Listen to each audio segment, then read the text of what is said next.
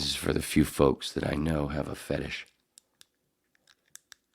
They complain, but I know they love it. And to quote PBA legend Robert Smith, or to borrow a quote from PBA legend Robert Smith, welcome back, Waynus. Welcome back. Well, hello, boys and girls. Hi. What a wonderful day it is today in our money-based economy.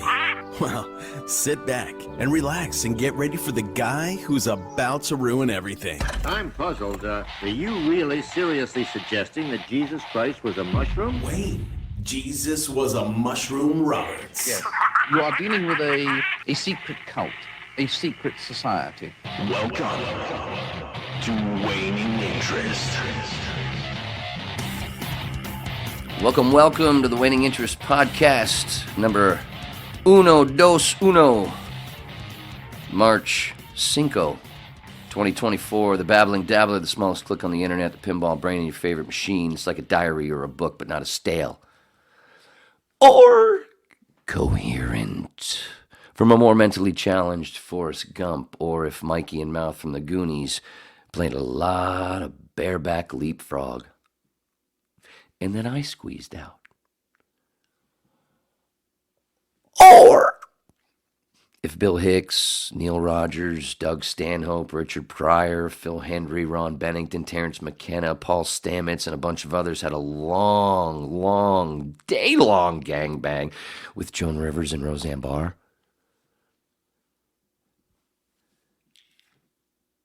Three and a half months later, this is what you got. Anyway, it's the Waynus, the Whip, the Waning Interest podcast, number 121, Patreon, Instagram, Facebook, Twitter, Rumble, all the links in the description.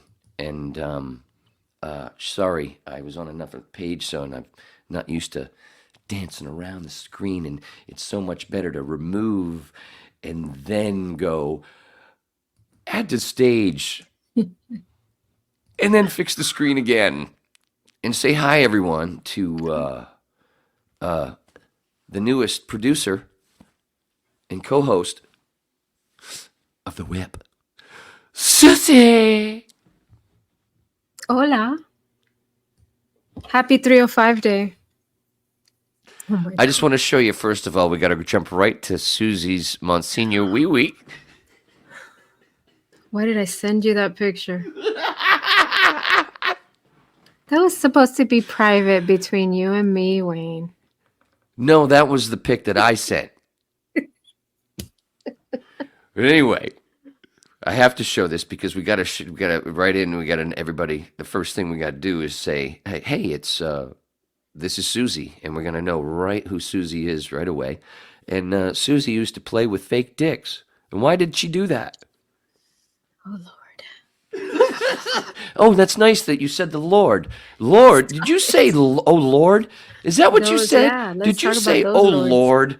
Oh, wow. What a nice little fucking toss out, like you're playing with your wiener again. Anyway, a nice little toss to the tribute band that I'm in. Anyway, back to your wiener. It was for Wait a minute. I'm supposed to be the one with the wiener. it was for medical purposes, learning, so we wouldn't kill people. Get the practice. Learning what? We didn't say that you were a nurse or anything. You talking about when you were a dominatrix? When I was a nurse. Oh, So- shit. I was hoping the second one. Go ahead. This guy, this little one, Mr. Wee Wee. That's a big head. I mean, it was really just I don't even know if we ever used him, honestly. Oh. But I found him. He looked lonely, and he needed to get dressed up. You know?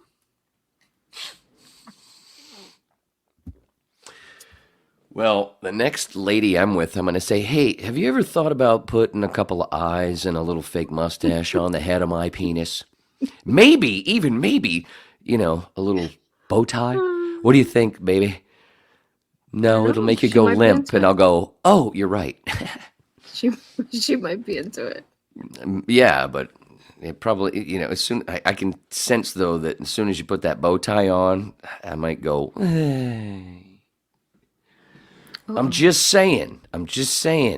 Not that that ever happens to me, right? Because I'm more like this motherfucker. My baby horse, Max. That's my no. That's a picture of my penis. No. No, that's Max. That's Susy and Juan, Jess's dog. Oh, and Sarah's dog. Doggy. Yeah. I started to jump from the nurse thing. We'll get back to the nursing thing. That's fine. Because I just wanted to stick to some dicks. So, That's Maximus Prime.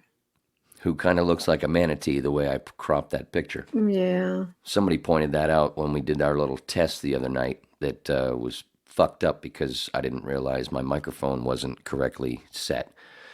So we had to pull it. Speaking of penises. Anyway, so there's Max. What a fucking joy. I don't have one because I don't want to have another one that dies. But, I don't like looking into the future so well. But that's what comes from being a tripper. Tripper. Oh, so there's my penis. I mean, Susie's dog. And that's Susie's husband and daughter. And they are dressed up as Walter White and Jesse Pinkman. And that is one of the most badass fucking pictures any friend of mine has ever had. Killed it. Murdered. Yo, Mr. White. Yo, Mr. Juan. It was funny. They were calling him, like, they would stop him. Walter White? They were like, yeah. That's so great. That's so fucking cool. And that is a real, authentic members-only jacket he's wearing right there. Members only. And it's from the 80s. So That's he's his father's. He's also the guy that if he shaves the goatee, he's the guy and takes away the hat and puts on a little bit of a wig, because I know he's a chrome dome. He could be the guy that kills Tony Soprano at the end of. Oh, spoiler alert! Members only jacket. Yeah, that's his dad's. That's his dad's. His dad's members only jacket from like back then when people wore members only jackets. Get out. Not kidding. I had one. It was gray. I had a gray one in the 80s. Oh, his dad has a gray one too. Of course he Got a does. collection. Of course he does. Oh, and so there's your daughter. Speaking of daughters, mine sent this a little about an hour ago. She sent me this meme on Instagram.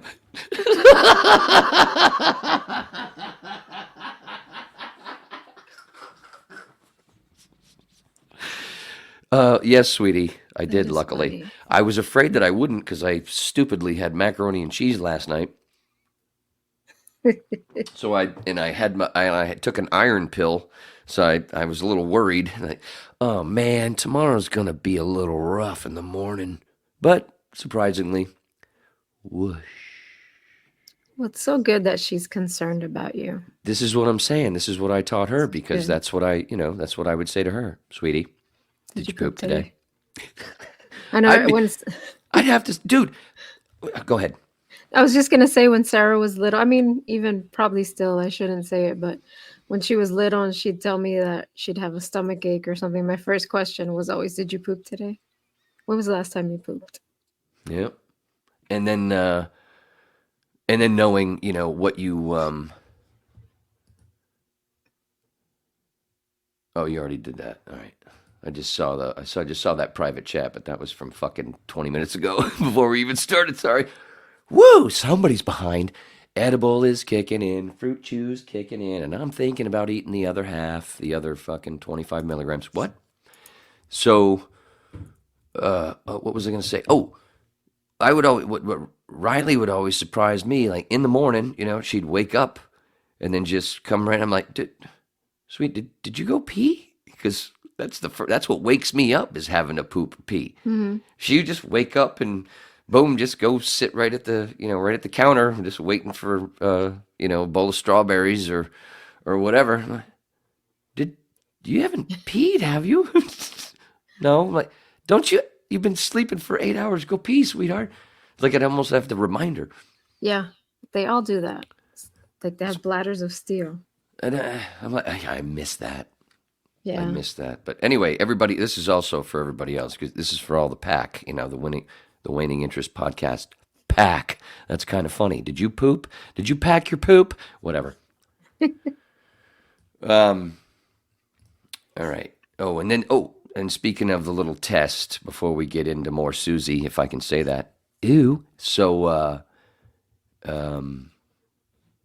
a little, I shared on my Instagram, and my Facebook and Twitter. I shared a little clip from what I had to take down because of my audio being fucked up on Sunday night with our little rehearsal. And so those are already there. Those are already up. So, but there's a little extra one that I thought was just as fucking funny. This better sound good, or I'm gonna smack your ass. Can you tell? Can you hear me? You can tell my sound. He's in the garage. Wait a minute. Why do I look like a pinhead? Wait a minute. You look like the correspondent out on the scene. Tell us what's going on out there, Juan. You know what? It's a mostly peaceful protest. Hardly 5 dead people. The nice man with the gun next to me is just keep smiling.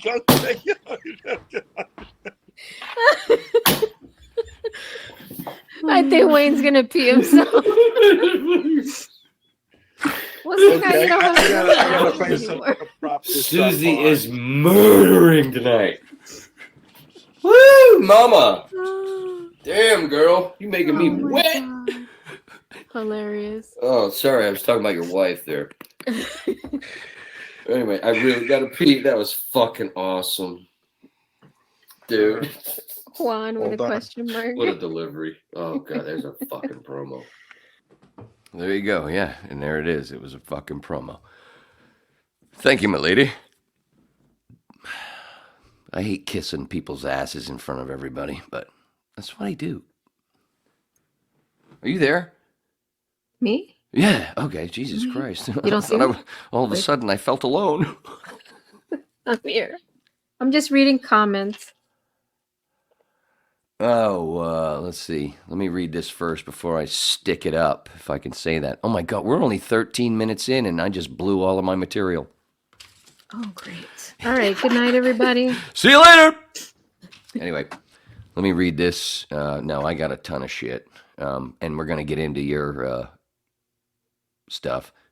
Hey, Wayne, what happened at the end of the last show? I left it a couple hours later. Found you were talking about the comments about... what? Oh, all right, let me show this. Dude, what happened was, I've already explained it. Apparently you weren't listening in the beginning. In our little test where we were live, my audio was fucked. I pulled it, but I just showed a clip. Thank you for listening. I can't believe you're from the UK. You should be a little sharper. Homie, I need powder. I need powder. I need powder. I'm a little shiny. And I gotta be a little lower. Dude, I got this fucking light bent backwards almost. And I'm still getting there. It's funnier on the outside. Right? I hope so. On the outside? So yeah, Mark, there you go. Please don't ask about the radicalization, blah, blah, blah. I was radicalized fucking many years ago. I've been a 9/11 truther, anti-war forever. 9/11 truther since 2004. I've been radicalized for a long fucking time. So just because I am on the right side of what's the big story right now, what's going on in the Middle East that I don't want to mention so YouTube doesn't fuck me in the ass like they always do anyway from nothing. Just because I'm on the right side does not mean I'm radicalized. I'm on the right fucking side. So I don't give a fuck what anybody else says about me in other podcasts, which it is a nice, thank you for the compliment. It's kind of sweet to be thought of. Anyway, fuck you with anything where you're talking about being radicalized. It means you're not paying attention, because the whip from the start, Jesus was a mushroom dude. How the fuck can you go, Wayne, I heard you were just been radicalized. How fucking dumb. How fucking dumb. Jesus. Anyway, how are you today? Before we get into Susy, one thing, because it's really important. Today is the anniversary of Gary Rosington from Leonard Skinner's death. And I wear the Rosington. Goatee, sideburns, long hair. And I've done a podcast with the Stone Roadie, one of the people who survived the plane crash with Mr. Rosington. Anyway, Freebird. Whatever. I didn't want to say Freebird. I wanted to say Railroad Song. So, yeah, I just saw that right before we went live. Fucking Gary died. And then, I've talked about WIOD, how often on this podcast. I know you were a listener before you're now a producer / sidekick. I just learned that, one of the first thing I ever heard on WIOD was a rejoin, and I've said it before. Ba-ba-ba-ba, the Stinger music. And then you hear a puppy whimpering, and then you hear this fucking deep voice. 610 WIOD. It's simple. I'm not doing Fadek's voice as good, but I'm doing my voice as Fadek. It's simple. You keep listening, and then you hear a shotgun. Or the puppy gets it. No, like, what the fuck was that? I remember that.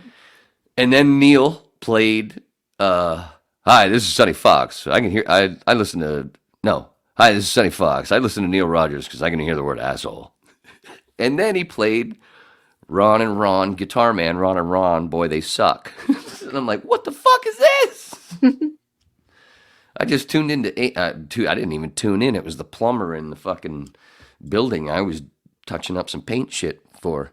And he pulled up and had opened up his van and had it blasting from the back door with the sliding glass door while he was doing some shit in the kitchen.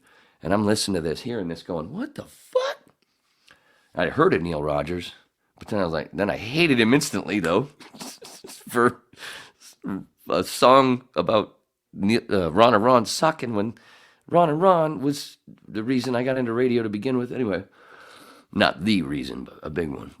And I was a fan at the time. This is before radio. I got into I met your husband in class. Whoa, dude. The fruit juice really hitting. Bad timing, Wayne. No, not bad. That's great timing because everybody gets to see it. Wait. Anyway, I just heard right before we went on the air that Fadek, the voice of IOD from 88 or 89 or 90 until 96, 96, is apparently not going to be around much longer. But so I had to mention that because what a fucking influence, Greg Fadek.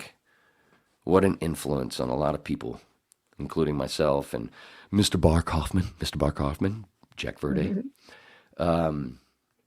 Oh, you know Mr. Hoffman, don't you? Of course. Yeah, one of those people who has said he's going to be on here many times, but just never does it. He will now. He's up to his eyeballs in hot sauce. Leave the man alone. Okay, fine. All right, what else? Okay, so we got Fadek, we got Rosington. Maybe we'll probably bounce back to both of those, but all right. Oh, my high school won the state basketball championship this weekend, by the way. Eehaw! Great New Gloucester. Anyway. What's the name of the high school? Great New Gloucester. Patriots. Green and Gloucester. Class A. And the last time that we won was 1975, and that was when we were Class C. Wow. I just learned that through reading the news shit. I didn't have that memorized before. Got to give credit where credit is due. Oh, and speaking of credit, this is for those. I know somebody's watching that loves when I do this, and she can go fuck herself. Oh, jeez. So, what are we at? 20? Oh my God, we're only 20 minutes in. Holy cow, we should get into some Susy. Right. Did you hear the whole thing? Or was it cut for you? What thing? Oh, the laugh? Yeah. Did you hear the whole thing? Mm-mm. Like I It said. was just a tiny little whimper of the laugh. Susy, what I'd like to do is really get real inside with you like Michael Rosenbaum. Did that work? That did, yeah. Of course it did, because I know what the fuck I'm not doing. That's it. All right, I'm going to go pee. You talk about yourself. I'm kidding. Go ahead. Let's get back to the nursing thing. So, is it just me or am I kind of stuttery? I think it's you. Okay. Yes, I look okay. remember. I look okay. It's just me. Oh, it's the weed. Okay. I think so, yeah. Yeah. All right. Hold on a second. Before we get into you. Jesus.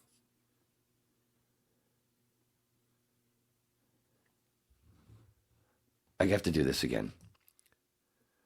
Once again, dude, I know you weren't having a go at me. I understand that. That's not the point. I already said, I already told you on Sunday, I knew you weren't having a go. And when you tune back in, blah, blah, blah, blah, blah, blah, blah. But the whole thing was deleted because of my sound issues. Either way, the point is, anybody saying that I've recently been radicalized is stupid. It's the same thing I said on Sunday, so you're making me repeat myself. I almost want to take your fucking wrench away. Dude, you're from the UK. You're supposed to have a bit more fucking... Is it me? Because Susy, you were here. We went through this already, right? Mm-hmm. Thank you. Jesus fucking Christ, dude. Making me feel like I'm fucking married. Again. Sorry, Riley. Sorry. Not a shot at your ma, just experience.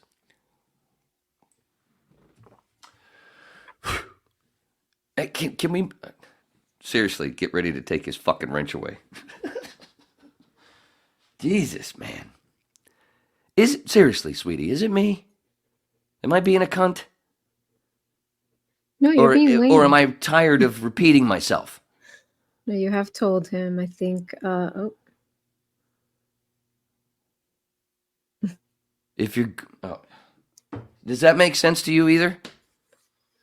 See, this is how stupid he's being. Okay, again, look at this is what I have to read and waste my fucking time with. This has already been explained. It's been explained. There is nothing to go over. I told you I'm not going over those subjects on this podcast. Number one. Number two, I already told you again. I knew you weren't having a go at me, and I'm not having a go at you. You fucking tard. Thank you. Take his fucking wrench away. how do you do that? I don't know. I don't care anymore. Just tell him. He's fucking, or blow him out. Don't do it again, Mark. You're just repeating yourself. Ugh. Yeah. I've already explained it, and I don't want to explain it again. Motherfucker, ruin my shit. You fucking UK people are supposed to fucking boost shit. You troll twat. Oh, you want to see something? Great, well, insult me. Yeah, I do. I want to see something. I want to see. You know, you can add a virtual background to this and make it more interesting. I have one for my camera. No, I know you can do that shit. I just never tried it because I don't like how shit disappears if you move. I want you to note the torque. See how you move around and you kind of disappear.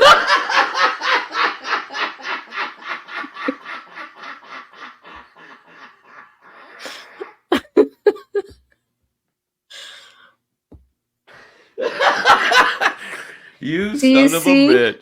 Oh, You I see that? see. See that I torque see. right there? I do. I'm just glad you didn't pick a picture of Belmonte. I don't know who this is. I don't know either, but I do know it's not Jason Belmonte. Oh, there he goes. But Jesus, that's for children, isn't it? Sorry. Now, sweetheart, pull up a picture of Pete Weber. I will PDW. find that PDW. eventually. Hold on. One Let of me the go greatest back to ever. this. Mark's in the chat saying, great, insult me. No, you don't understand again, you fucktard. You've insulted me by bringing up something over and over that I've already explained 7 times. Wife. Now shut the fuck up. Stop ruining a good time, you fucking dunce. Jesus. Hi, how are you? All right, I think It's my, you fucking dumb motherfucker.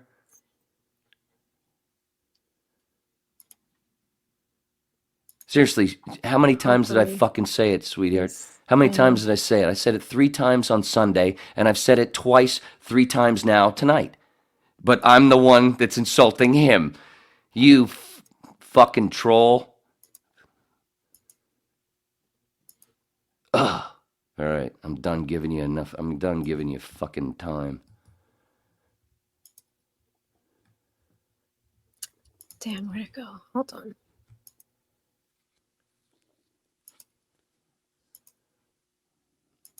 We were having such a blast.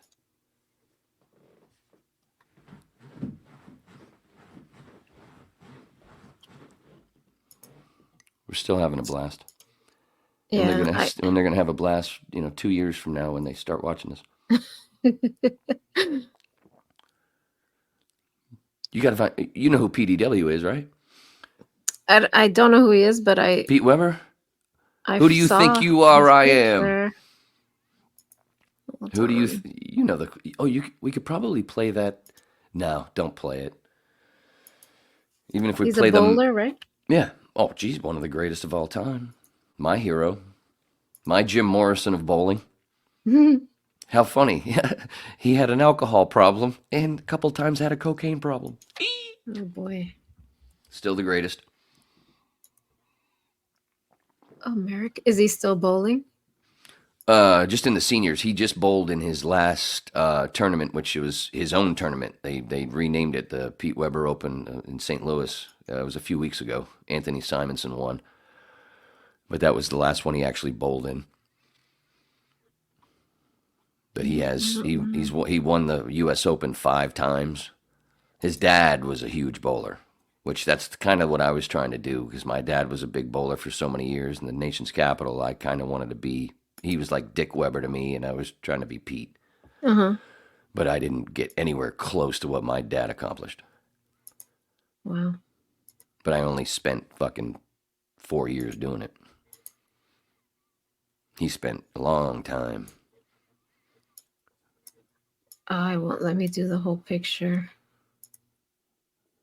We're supposed to be talking about Susy, but it's all about Pete Weber. There you go. That's it. That's the man right there. That's it. Who do you think you are? I am. He wears sunglasses apparently. He did. Yeah, he did on TV starting in the early 2000s just because of the lights. They were blinding him because of the TV lights. He didn't wear them during the tournament, to qualify during the week. They have in the searches, like you could see just pictures of him with his sunglasses on. Oh, because they're all from the TV. Yeah, because they're all from the TV shows. Oh, But and no, he if sells you see the fine ones, there's plenty from the 90s and the 80s. That dude, he became a pro at 17. Oh wow. He shot his first 300. I think he was 12, or maybe younger, if you look it up. Yeah, his dad was, Dick Weber. Dick Weber was one of the greatest ever. Dick Weber's kind of like the not Jack Nicklaus, but either Jack Nicklaus or the Golden Bear. The other one, who's the other older white-haired golfer, a little bit older than Nicklaus. Can't say his name. Arnold Palmer. Oh, Arnold Palmer. I should know Yeah. that. I live here in Orlando. Right, I know, but I'm pulling it all out of my ass. Literally. Did you poop today? So, yeah, Pete's dad was kind of like the Arnold Palmer or Jack Nicklaus, whichever one you want to say. The first two first two father and son in the Hall of Fame in the PBA. Oh, wow. Right? I believe that's correct. If I've got that wrong, my apologies, but I'm pretty sure that's correct. And the only award Pete never won, he's won it on the senior tour, but I think the only award he never won on the PBA tour was Player of the Year, which is absolutely insane. Well, there's one reason is alcohol 1 year, but and some things that he did, but never won. And he was one of the few big names that didn't shoot 300. He shot at 299 on TV, but he never shot 300 on TV, but came close. Anyway, Pete's the shit.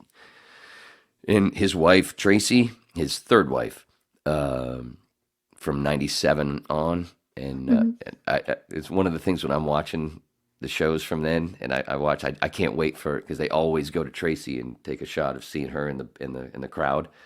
And she just looks like a mama bear, kind of like you, but blonde. And I'd like, wait, Pete's on this one. Pete's on. And I'd rewatch. And I'm like, oh, Pete's on this one. Oh, cool. Where's Mama Bear? Where's Mama Bear? Oh, there she is. There she is. There she is. Fucking Tracy Weber, man. Look her up. Woohoo. It's hot. Yeah, I'm on his Wikipedia page. He's the shit. PDW. Who do you think you are? I am. I might incorporate that into Lord shows. Who do you think you are? I am. In a world where Susy was queen. The burp nailed it, right? Perfect. Right. All right. Blah, blah, blah, blah, blah. What do you got there with about Pete? Or are we going to get into your nursing stuff and you're working with psych ward folks? Oh, yeah. So, kind of like you are now. One of the reasons I picked you. That's what you're doing here. So that's why. Now I know. Where did it go? And there'd be a lot of people that would say that PDW should spend some time in the psych ward. Maybe he did, and he just hasn't said so. That's why I'm wearing the shades right now. It's in honor of Mr. Weber. There we go. Well, go ahead. No, I was going to say what you said about the first father and son to ever both earn a title on the PBA tour. And then also inducted into the Hall of Fame. I'm sure that's here somewhere. Of course it is. It could be. Oh, yeah. Right? He joined his father in the PBA Hall of Fame in 1998. 98. Mm-hmm. 97 was such a good year. And it was also the year that he married Tracy. It was a good year for me. It was a good year for Pete. 97. I'm sorry, I meant to say the previous year he blah, blah, blah. Well, shoot, he earned over $4 million with his bowling. Yeah, which of course is ridiculous because when you look at that and compare it to golf, like what the fuck? More people actually bowl than they do golf, but because bowling's a little cheaper, but they're starting to make it more expensive. And I hear that there's going to be some new pin setter, new machines coming out that are going to make it even more expensive to go bowling. Oh, great. I just heard that on a fucking podcast. You know, I did Robert Smith reference at the beginning of the podcast, Maximum Bob. I just watched him have a conversation with this bowler podcast. I can't remember the name. But it's like 6 months old. It was like 7 months ago. But Bobby was talking about this whole, I can't remember the name of it, but apparently there's going to be these whole new machines coming in the lanes, taking over the pin setter stuff. And they're going to be so expensive for all the houses when they implement them. it's going to cost fucking $50 to go bowling now. Well, okay, then you're going to have to jack up the fucking money for the. But look at the money for golf in 1990. Just put it this way. When I was shooting for it in the early 90s, I looked at it and I went, yeah, this is kind of crazy, isn't it? Let's see. Like the midway dude here on the tour makes like every year makes like the mid guy, not the top. The mid guy seems to be around $75,000-$80,000. And that's like the 15th on the list. And you go to the 15th on the list of the golf, and like, you know, back in the 90s, they were making over $1 million at the 15th. So you're basically looking, the money was so ridiculous, but I also know the sponsors are different, blah, blah, Right, blah. I was going to say. It's so insulting, and that's one of the Yeah. reasons why I said, fuck this. This is insulting. And then these two-handers 'Cause come it's in hard. and make It's it not worse. easy. These two-handers come in, and now nobody's going to want to sponsor bowling. Well, no, there's plenty of sponsors. You know, Jason Belmonte's got his own line, dude. He's got his logo he's got a logo that looks kind of like the, you know, PBA logo, but it's just what you just showed. But it's gross. But it's fine. I just don't want it to say PBA. THPBA. Fine. That's fine. But that shouldn't be the logo for the PBA. Maybe they can get like a back brace manufacturer to sponsor the two-handers. With all that torque going on in their spine. Bazinga. Dude, with all that torque, Jason Belmonte has already caught and passed Pete Weber on the amount of what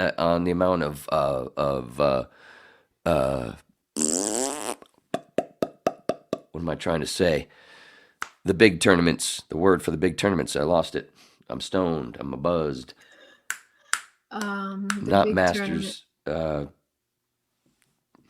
the U.S. Open, the big ones. So the big PBA tournament? Yeah, just like in tennis or golf, the big ones. The where you win the crown. The big ones. See, it's PBA Tournament of Champions, National Tour. But what is that though? Oh my God, it's right on the tip of my tongue. I feel like such a dunce. What is the biggest PBA? The Masters, USBC Masters. But what are they? But they're the US Open. Oh. Yeah, but there's 30. Say there's 30 tournaments. 7 of them are like the US Open. They are kind of like the playoffs in football. Sort of, not playoffs, but I don't want to get on the computer. Hold on, let me look. I'm looking. Pete has won. Look, go back to Pete. He's won how many big ones? The big ones. The big ones. It's the big one, Elizabeth. Hold on. The big ones is the best way to say it without the word that I'm tripping on.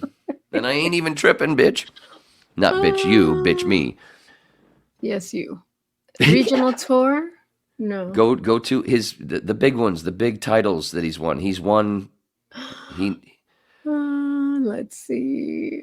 Other achievements? No. I'm gonna have to pee really quick. Achievements. Just go to his achievements. He's won how many titles? And how many were the big ones? I'm looking. 10 PBA titles. No. 20 title plateau, winning streak. 37. He's got 37 PBA titles, and 10 of them are. This is 1993. Hold on. 37. The second most majors all time. Majors. I said majors. When did you say that? I'm sorry. Dios mío. Oh, I apologize profusely. I don't remember you saying majors. I missed it. All right, we'll have to rewind and check it out. No. Maybe I didn't say it. Oh. I could have sworn I did. Oh, I was trusting you. Maybe you did, and I missed it. I apologize if I did. Majors, okay. yeah. And Mika Koivunuyemi. Sorry for fucking up your name, brother. His face went through my head while I was trying to think of it because they called him Major Mika because he used to win. He won. He had like 11 or 12 titles, and 4 of them are majors, or the first 2, I think. So they nicknamed him Major Mika. He's great. See. You got to watch him. Go back and watch his fucking shows, man. He shot 299 on the show once and 300. And also missed a 10-pin once to lose a fucking championship. He's done it all. We got to bring Juan in. Juan! Oh, is he there? Oh, good. I sent him the link. I don't know. I don't know. I don't see him in the. I don't see him. All I see is this. Take a stool softener. You'll be fine. No, eat your carrots. Dude, just eat.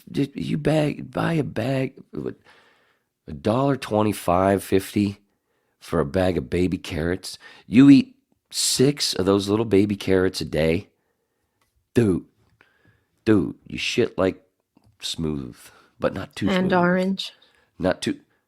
Maybe a little bit, but dude, cleans you out. That's what it's for. That's why rabbits shit so much and so easily. Anyway, thank you, Riley. Again. Oh, by the way, Riley, I just want to thank you for sending that so I could say. Anyway. Oh, by the way, speaking of, today's the 5th. Tomorrow's my daughter's birthday. It's tattooed right here on my happy birthday. So there you go. There you go. Speaking of daughters, hi, Sarah. Yo, Sarah. Yo. And speaking of daughters, don't touch those. Don't touch those for a long time. Stay away from Monsieur Wee Wee. Go lesbian, please. Oh my gosh. And speaking of Juan, also, this better sound good, or I'm gonna smack your ass. Can you hear me? He's in the garage. Wait a minute. Why do I look like a pinhead? We were all both so nice to not. You look like the correspondent out on the scene. Tell us what's going on out there, Juan. You know what? It's a mostly peaceful protest. Hardly 5 dead people. The nice man with the gun next to me just keeps smiling.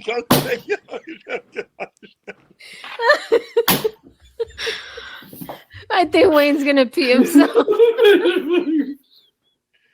I gotta find something to prop this Susy is murdering tonight. Woo, mama! Damn, girl, you making me wet. God. Hilarious. Oh, sorry, I was talking about your wife there. Anyway, I really gotta pee. That was fucking awesome, dude. Juan with a question mark. What a delivery! Oh god, there's a fucking promo. Yeah, hilarious. And that's that. I also played that, to go back and show that that we had already done something for 5 hours almost, and you can hear why I dropped the test or what have you because of my sound. Did Juan just come into the room and rip one? Is that what I just heard? He was letting the dog in because the dog was knocking. Oh, he's blaming it on the dog. Of course, I understand. Anyway. So you were saying what is he setting up? Because I thought you were trying to bring him on so you guys could talk while I go pee and have a cigarette. Yeah, I know. He's not paying attention. Wow, just like when we were in school. Perfect. Oh, did we tell everybody that we're also birthday twins? You're just 2 years younger. Yep. Right. Best birthday ever. I don't think I've ever met anybody with my birthday. Seriously? Your first, yeah. Have you? Oh, yeah. My best friends growing up, Mr. Patrizzo. We found out when I moved back here when I was 10 and we're sitting somebody had filled out some of my paperwork and apparently hadn't finished it, and because it was like 3 weeks into the school year, September '81. And sitting in the class, and for some reason, like half of the class went somewhere, and then there was a bunch of us still sitting in the class, and there was a couple guys sitting behind me. I remember Jim Sullivan was back there. Sam Farmer was right behind me doing something on the floor, and there was a dude to my right, and Ms. Gardner said, "Wayne, I'm looking at your paperwork here. When's your birthday?" And I said, "August 11th, 71, or something." I said it something like that. And the kid to my right said, "That's my birthday." And we've been friends ever since, and up until like 3 years ago. Wow. Anyway, I still wish him the best. So yeah, and then you're the first person I met. And then Rogan, and then I got to tell Joe Rogan when I worked with him in 2007 for 4 hours. I was like, "Wait, dude, by the way, we share a birthday." And that's probably one of the reasons why he hung out for 45 minutes after he did his interview in the studio that I engineered it was a hookup with XM in DC for a show. Mm-hmm. And they rented out one of our studios at Premiere because this is before this kind of quality shit. And he didn't want to do it on the phone because he knew he'd be doing it for a while, and they wanted it to sound like they were in the same room. So I was the engineer running it, so they ended up sounding, so it sounded like he was in a studio, and they sounded like they were in the same room, but they weren't. Obviously, they were on two different coasts. But anyway, all they did was talk about fucking DMT and mushrooms. And this is '07. And then and because I had said earlier that we shared a birthday, and it was the same time he was outing Carlos Mencia with all those videos. Oh yeah, I remember that. But it was a little bit before he got banned from the Comedy Store. But anyway, he hung out. We talked about Bill Hicks and a bunch of shit. But one of the reasons was, I think, because I said, "Dude, we share a birthday." Also with Susy, even though I met her before. "You're more important, Joe." No, I didn't say that. Joe and no, Hulk it Hogan? didn't sound like that because it sounded more like, "Yo." No, I'm kidding. The joke is because his was in my mouth. That's what was funny. But not. Anyway. What? Oh. What? Jeff. The sound better be good. What happened? Where are you? Are you in the closet? Where are you? Oh, he's definitely in the closet. Dude, what the fuck? Oh, that is one of the coolest effects I've ever seen, and he didn't even mean it. He literally came out of nowhere. And again, he did it again. Oh, you need... Da-da-da! Was he doing that on purpose? Are you muted on purpose, or are you just not talking just so you... Are you mute? Check You're your muted, screen. homie. We can't hear you.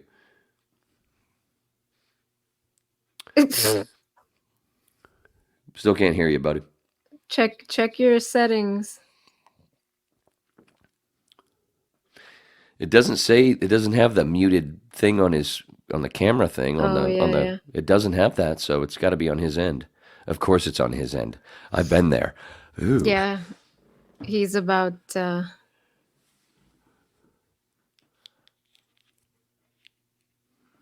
it was working today. Huh. Well, you know what? It'll be all right because you can still hear us fine, right? Right? Right. All right. I do not read So it has to be something. Oh, yeah, thank you for changing that. Oh, maybe it's his settings like on the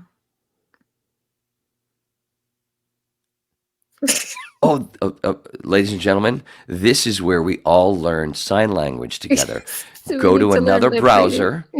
Go to another browser and then pull up all the signs. Oh, if Riley pulled in, she'd fucking teach us. Riley knows sign language.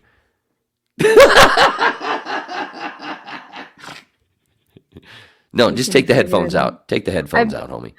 I bet it's not even I think muted. he's going to sound fine. He's going to sound fine, I think. Don't. No, he's not. muted. No, he's not. He's not muted. He's just mouthing words. No, we could tell. Take out the cans. Just unplug the take it out. cans. Yeah. Unplug the cans. What the fuck? Well, then it's your phone, Holmes. It's your phone. Oh, did I send you the mute link? I'm sorry. Let me send you the other one. What? There's a mute link? What the fuck? Oh, what is he? Nothing. There's nothing. Oh, the challenge is when you're live on the air. Look, I'm doing my Jack Benny. Or my Kelsey Grammer. No, there's nothing, Holmes. Why don't you bounce out? Why don't you? Yeah, kick bounce him out. Bring him back in. Yeah, so I can go pee. You're holding up my piss. That's what he's doing. He's holding up my piss. So that's why we'll talk about the Lords for a second. Ooh, Yeah. Flash Allen, Steve Luttrell, Dennis Smith, and some Waynus. Anyway, more coming in the future. Can you play your clip or no? No, because I don't want us to get The song. I don't want us to. They'll take us down for a week.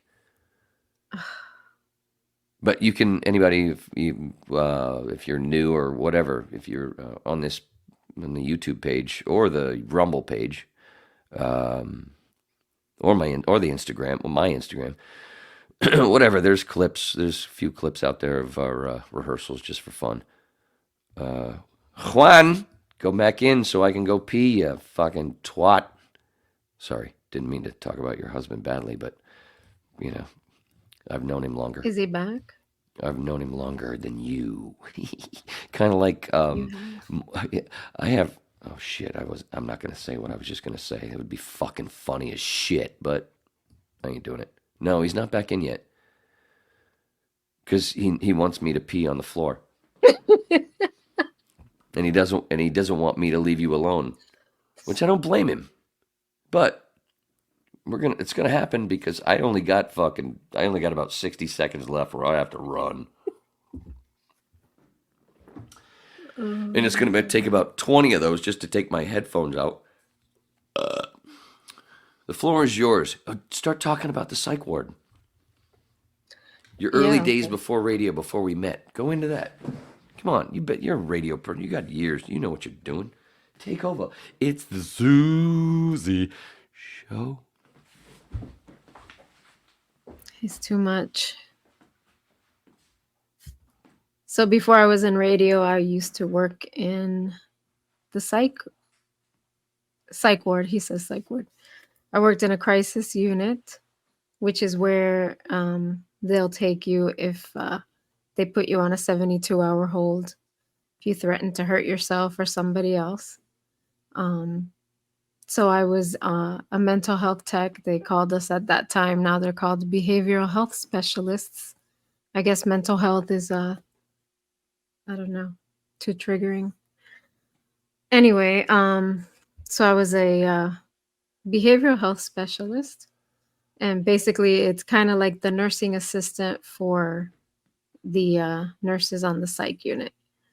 And I worked mostly with adults. I worked for a short time with kids and adolescents, which is really, really tough. That was my last job in psych was with children and adolescents, and I think I got burnt out. At least for me, I feel like you can only do so much when it comes to that, to mental health. Some people love it though, and they'll be in it for years. But so while I was doing that, I heard a commercial while I was listening to Zeta, and when Wayne comes back, he's wearing a Zeta shirt right now. I was listening to Zeta, and they aired a commercial for a receptionist job at the Clear Channel Miami building, and I applied. They called me like a day or two after, and I got hired. Not to interrupt. Right during my interview. Sorry, not what? to interrupt. Keep going. I just meant to be more. How do you do this? Can you imagine working with this guy? Oh, there it is. No, I'm sorry. I really didn't mean to interrupt. There he is. He said he joined. I want to do that. There. He didn't see. Anyhow, So yeah, I started working at Clear Channel Miami as a receptionist, and from there, I started working. I guess transitioned to producer. I was doing overnights at first, so I was still doing the reception, but like overnights as a producer on the weekends until a position opened up for the morning drive news producer for WIOD. And I worked with the late great Art Riley and with Brooke, and they were awesome to work with. And so I did that for a bit, and then eventually I ended up in continuity and production, which is where I worked a lot closer with Wayne. Mostly on the phone at first. He would call me and annoy me. But yeah, so that's how. I mean, now and then I got out of it. I met my husband there, so that's I think that was my reason for being there. Um, and after we started dating, I left like a year after that because I went back to nursing school because radio started to get. It wasn't what it used to be. And became very corporatized, and they started getting rid of people who have been there for years and years. Oh my God, I'm And connected already. there's my husband. He's in the bathroom. I'm connected already. You want to come say hi here? He's in the bathroom. I can't connect you. Oh, it's him? Yeah. Oh, okay, never mind. This I'll is gonna calm be down then. this is gonna I'll be great. chillax, 'cause I'm like, Great podcast material. um, I hear him. I think he's coming back. This is good podcast material here. What the hell, yo? He didn't. Oh, well, I don't know if you could hear me. I can hear you totally fine. He didn't know you were Now, in the I just got- bathroom. What? He didn't know you were peeing, so he said he Oh, said he was trying like waving, like saying, I'm here, and then he came over Oh. here like, I'm in there. Oh, he's. So I was like, well, Oh, kind of like when he was in the sling. All right, there you are. Dude, What? nice. Can you hear me? Yes, and it's nice. Okay. All right. what Like I said, it's no longer nice. anyway. Are my settings all right? Is this still on my fucking... Did it change? All right, still on the road. All right, cool. Dude, nice. How are you, homie? Thank my lovely wife, my better half. Oh, for letting her come into my room and and get naked with me? Oh, for the headphones. No, I did that of my own free will. Even better. As everyone, you just told everybody that you like to watch. No, I better participate. All right, just stay on the other end. Anyway, enough swinging talk. Because you guys, live near the villages. Dude, Susy, Dude, did you mention that while I was... What? I didn't know. I was just talking. Listen, okay. No, it was really boring. I was just talking about me and working with sight people and then going to wasn't. radio. It was cool. It was cool because it's about you. So, I was actually, So I didn't know what was going on. And I was like, I'm over here. But I was listening to what you were saying and it was very interesting to me. Oh, well, I'm sure it was thank interesting. you. I can't wait to hear it back. That's one of my favorite parts. But Is when I anyway. go pee and somebody else is doing all the shit. Go No, ahead. but yeah. So what I was saying was that after I said I met Juan, met my husband there in radio. I was talking about all my jobs that I had in radio, and when I got to Coolest ring. production and continuity, that's when I started working closely with Waynus. And then I said, "Can you imagine working with him every day?" And then Wait, me or Juan or both? you. Rude. But then I went back to look, nursing school and go I ahead. came up with Wayne, so Wayne and radio were just a fact of life for me. So, Aw. It's true. You know. It's true. It is, Juan's it is. been We for me came up, too. I mean, seriously, it was From the like, beginning. Juan taught I mean- me my first 2 rooms. The first 2 rooms there in the school, or the first 3. Juan was the one that took me all through it. And then he'd go in the middle of the room at the table and fucking draw. And that's when I went, hey man, I got some tattoo ideas. Dude, you better get that guy that you still have that. Which one? The The one I Excalibur, sent the you. Excalibur one, I still want to do, yeah. And I want to put it right there. No. Oh, the one with the shrooms? Yeah, the one Excalibur Right. and You the know, X, man. and the X is you have to look at it closely to see, is that a sword or a mushroom or both? And Right, and then underlining it is the same thing.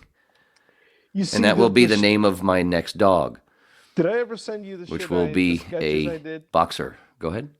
Did I ever send you the sketches I did? Yeah. And To then me, you that shit was a little too on the nose. I didn't like it. I mean, that's just no, me that's what I personally said. as- And then I replied, "Get creative, fuckhead," and you never sent me anything but, after. You know, it's like, dude, you told me make a sword that turns into a mushroom. I mean, I didn't what the say fuck am I supposed to do with that? turns into. I didn't say turns. See what people do to my words? But that's I what didn't say fucking that. sent you. I That's just what got sent through you, saying and you were it like, was 60 seconds ago. A mushroom, a sword that looks kind of like a mushroom. You have to look at it closely, like, that didn't say turns into. That's You- what I got. That's Of what I course got. you did, because you weren't listening, because you didn't have those fucking headphones on at the time. Okay, Kind of like some douchebag in the UK. Okay. dude, I was living in the Keys Okay. at the time. How fitting, K? He said K, UK, I referencing earlier in the podcast. That's Go right, ahead, that's dude. right. Go ahead. I have no idea what you guys are talking about. Probably that dude from the last episode Right. that you banned. In the UK. All right. Okay. yeah. I got you, What- man. Moving on. What were you Okay. saying about living in the Are Keys? you okay?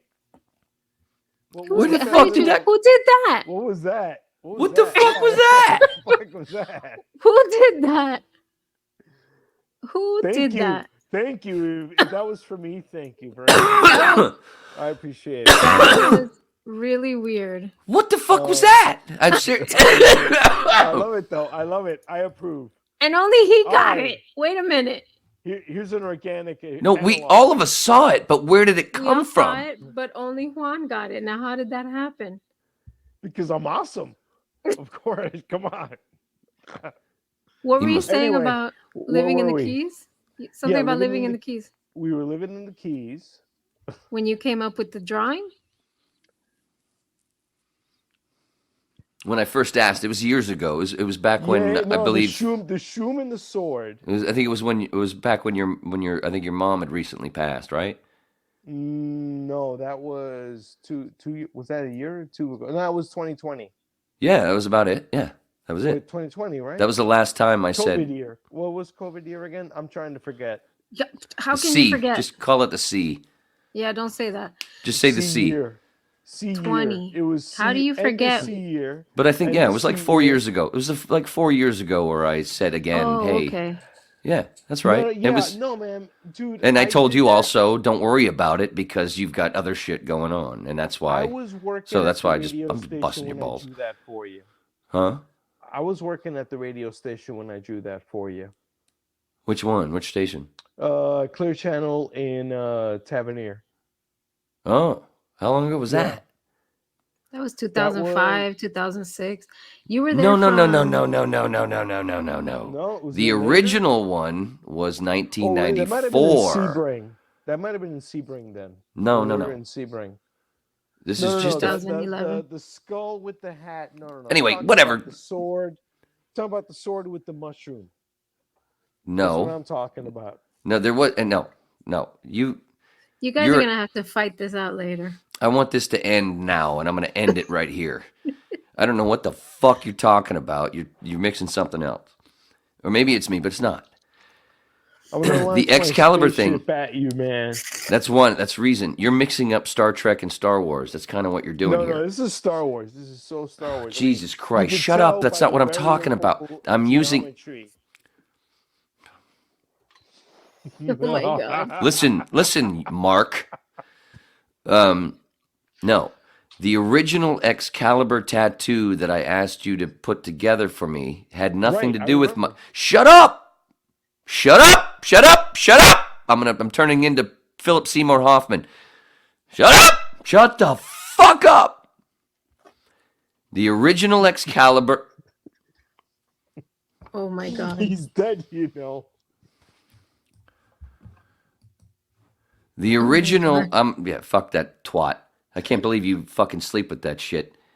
Oh my god. The original Excalibur tattoo that I wanted to do, it just said Excalibur, and it was kind of thick lettering. And this was like 1994. Had nothing to do with mushrooms.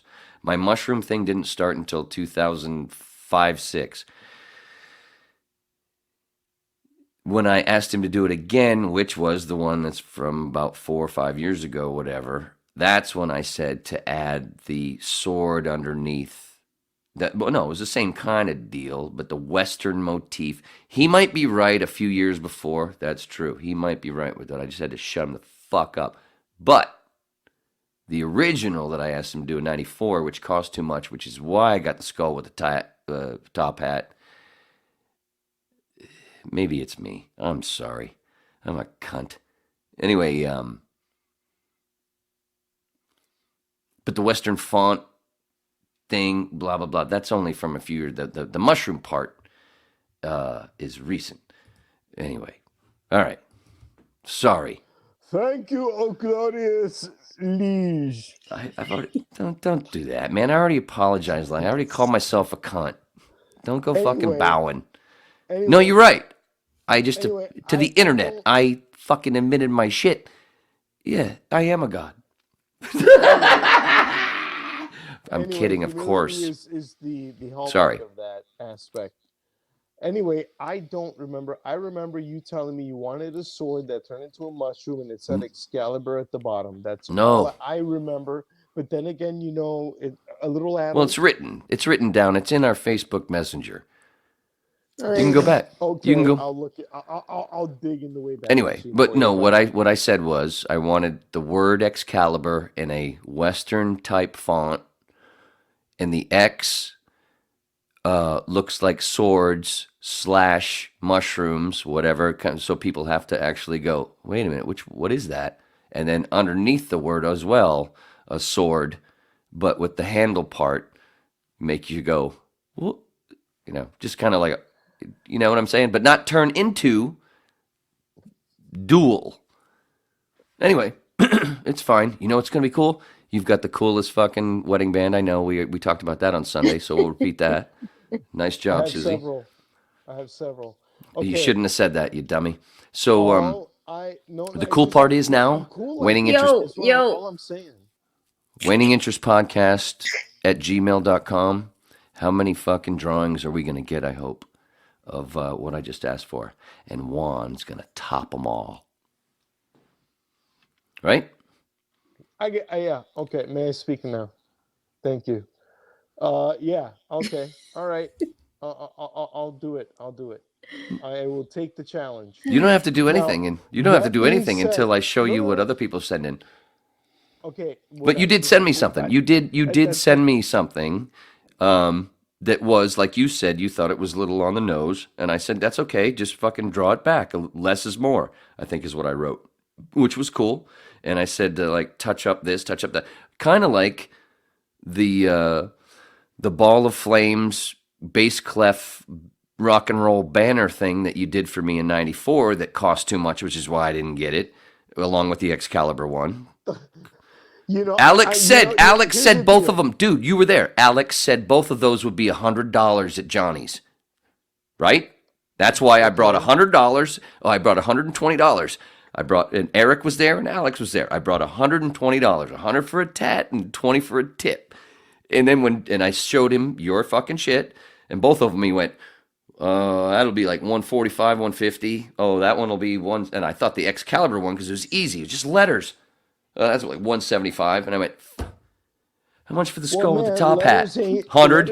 I'll take As it. easy as you think. Which was on the wall. Huh?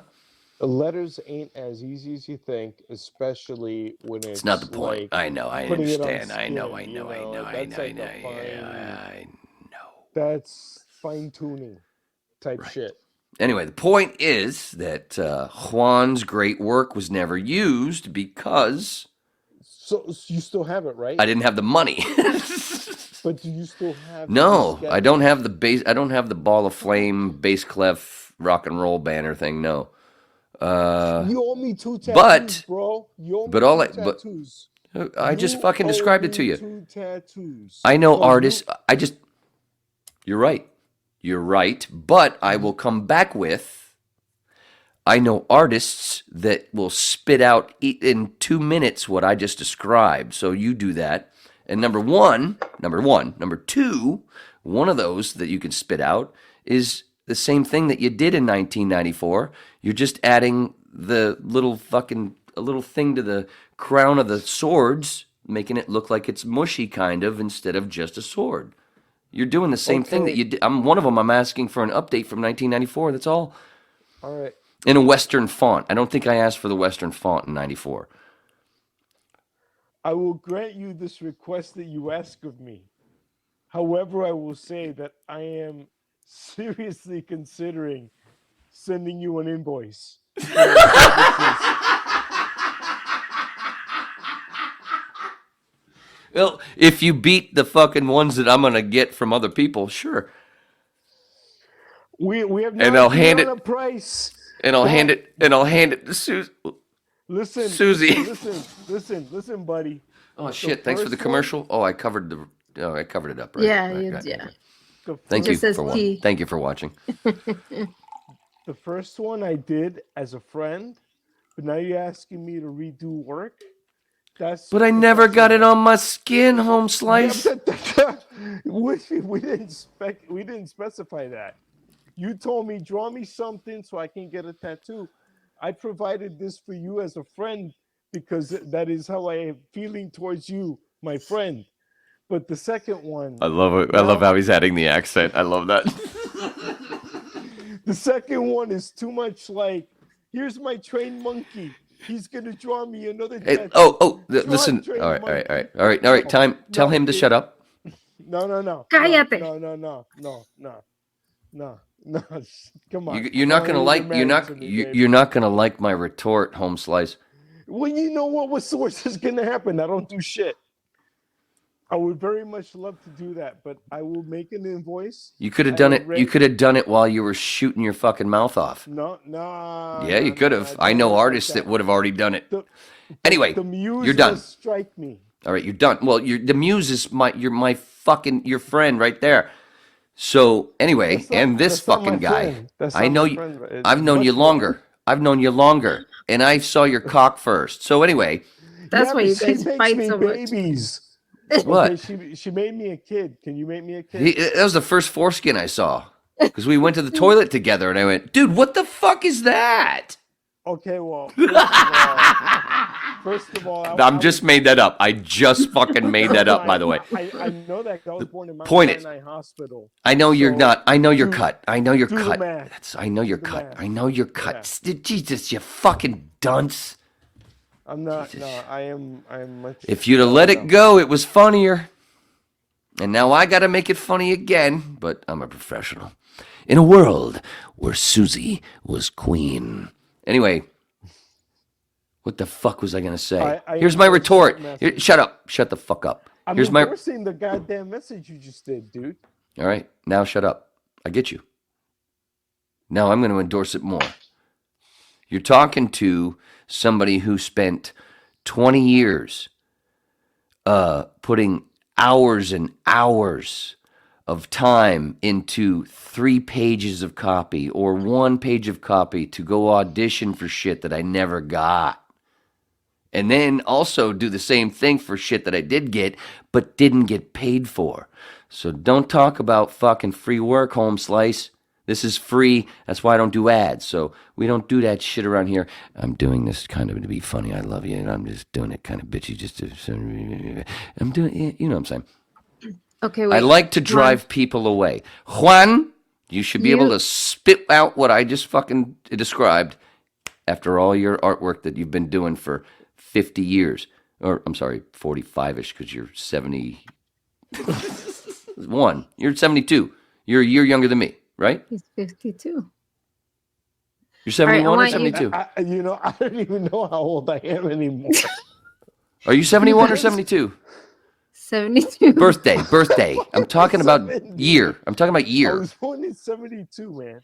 Okay, So he's right. 52. So that You makes want me my think that Social you're Security 51 number, because too? I'm 71, so I'm 52. So, because the months. I don't know when your actual birthday is. I forget. January. Early. Oh, so you're early. I'm late, so Yeah.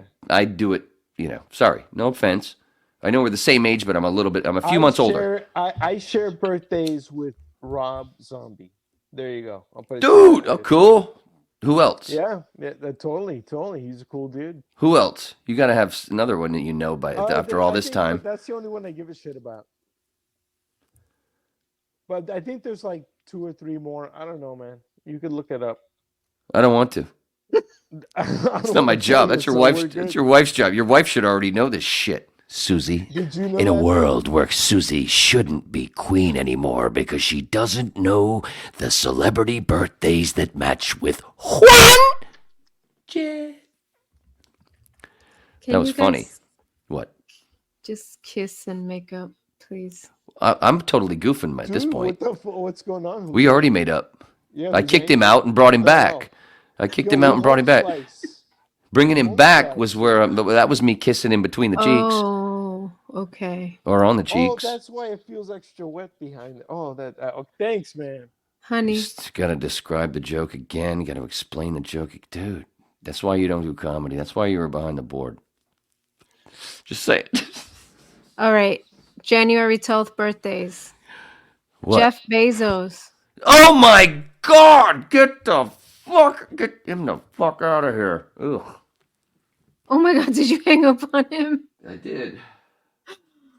I He's knew not there was a Jeff Bezos. See? Do you get, dude? That totally makes sense. He couldn't. Howard Stern. I'm saying blue. He's hearing green. I'm joking, Juan. Just hang back. I'm fucking using this as a funny.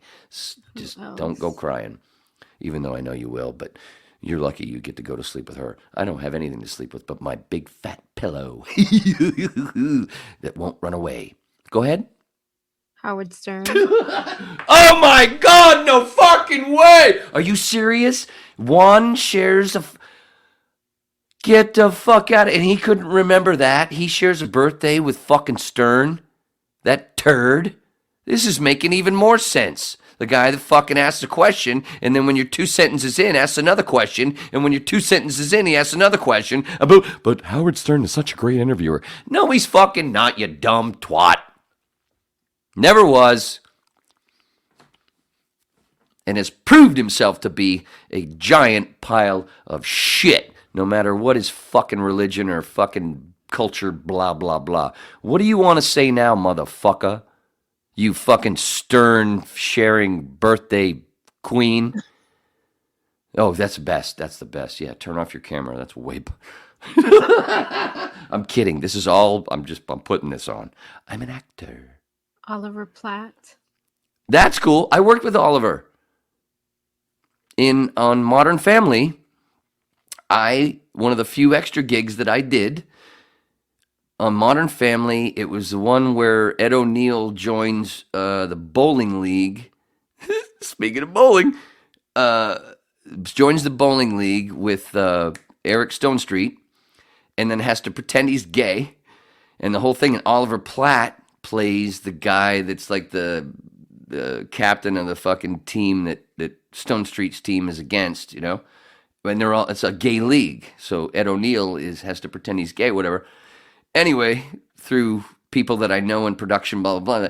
Hey, dude, I know you're a bowler, Modern Family. I know you don't do extra work, but, I thought you might have fun. You might have get to throw the ball or whatever. And I used to be in a league at Pins with, the kid from, I helped teach the kid from, the big kid from the Sandra Bullock movie.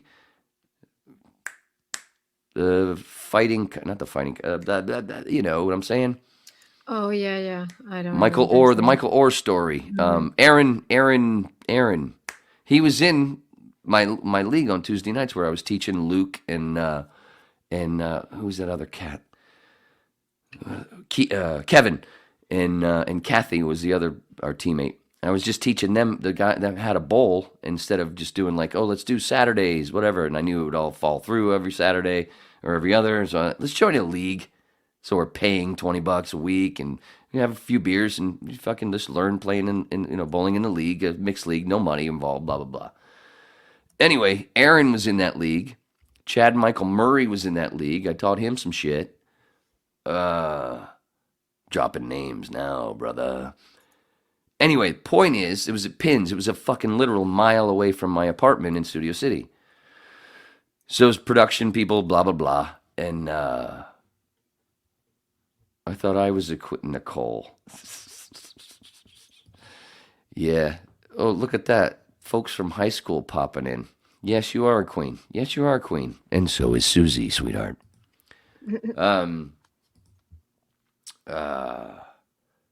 Yeah, Juan, you can get back on, yes. But your screen is black. No offense, I'm not trying to be racist or anything, but what the fuck was I saying? Oh, so they said to me, be able to bowl, whatever, you just be, because they need a bunch of bowlers up at Pins for Modern Family tomorrow. You want to go do it? Sure, and get paid $165 and go bowl? Yeah, sure. And anyway, if you watch that episode, I don't know which fucking season, which episode, just look up Oliver Platt, Modern Family. That'll be the easiest way to go to find the episode, probably. Mm-hmm. Anyway, there's a shot there, right there. It's right in front of the front. It's not in front of the front desk, because the front would be by the doors, but right behind the front desk. The lane's right there, and I'm right there putting my shit on while Oliver and Ed are having a little conversation. You can see me right there. Anyway, so yeah, don't ever say that I never played a gay character. I don't know if anybody else here. They didn't tell me that part until I got there. Oh my God, he's back. Oh look, speaking of gay, he's in his sling. Hey, buddy, how are you?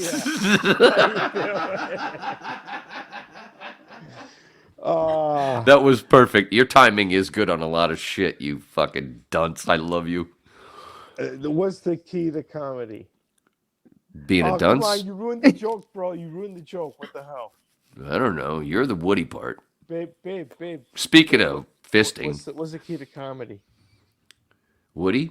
Oh, never mind. You know what? Maybe somebody can comment. I know the answer. But anyway, Kirstie Alley was also born on your birthday.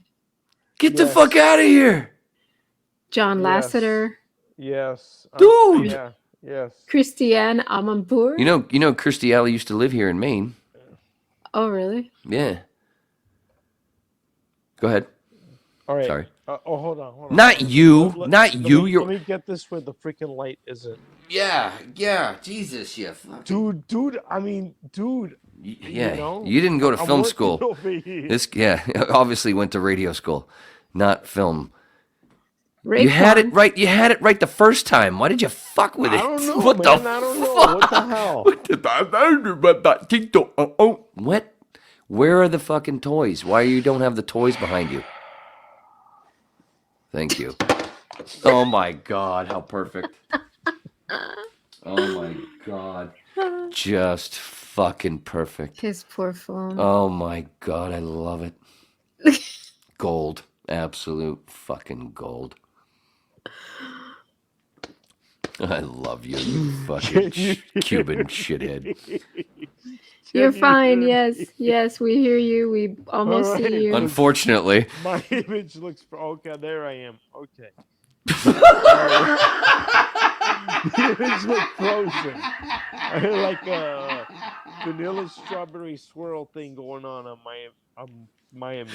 What, Susie, why didn't you tell me we had a delay going on? It's like he's on a fucking 3-second delay. Is he? That's what it seems like. I'm just... that was a joke.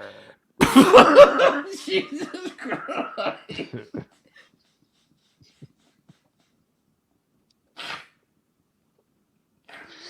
Right off the fucking tracks. Exactly what I wanted at 1:24. I'm gonna need a cigarette.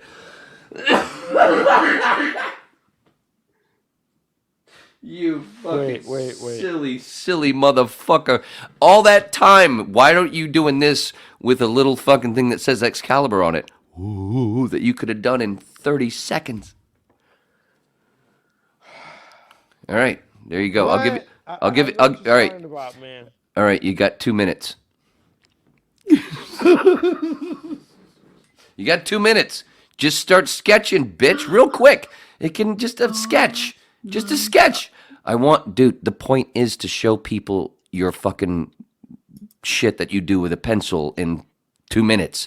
Jesus Christ. I'm trying to fucking give you a shot to show shit, and you're dicking around with your toys. Wait. Sorry, I understand now. I gave that a little thought and remembered. Oh, I do that too. Oh, that's who shares our birthday. Chris Hemsworth. That's the one I couldn't remember. Oh, that's right. We do have an Aussie.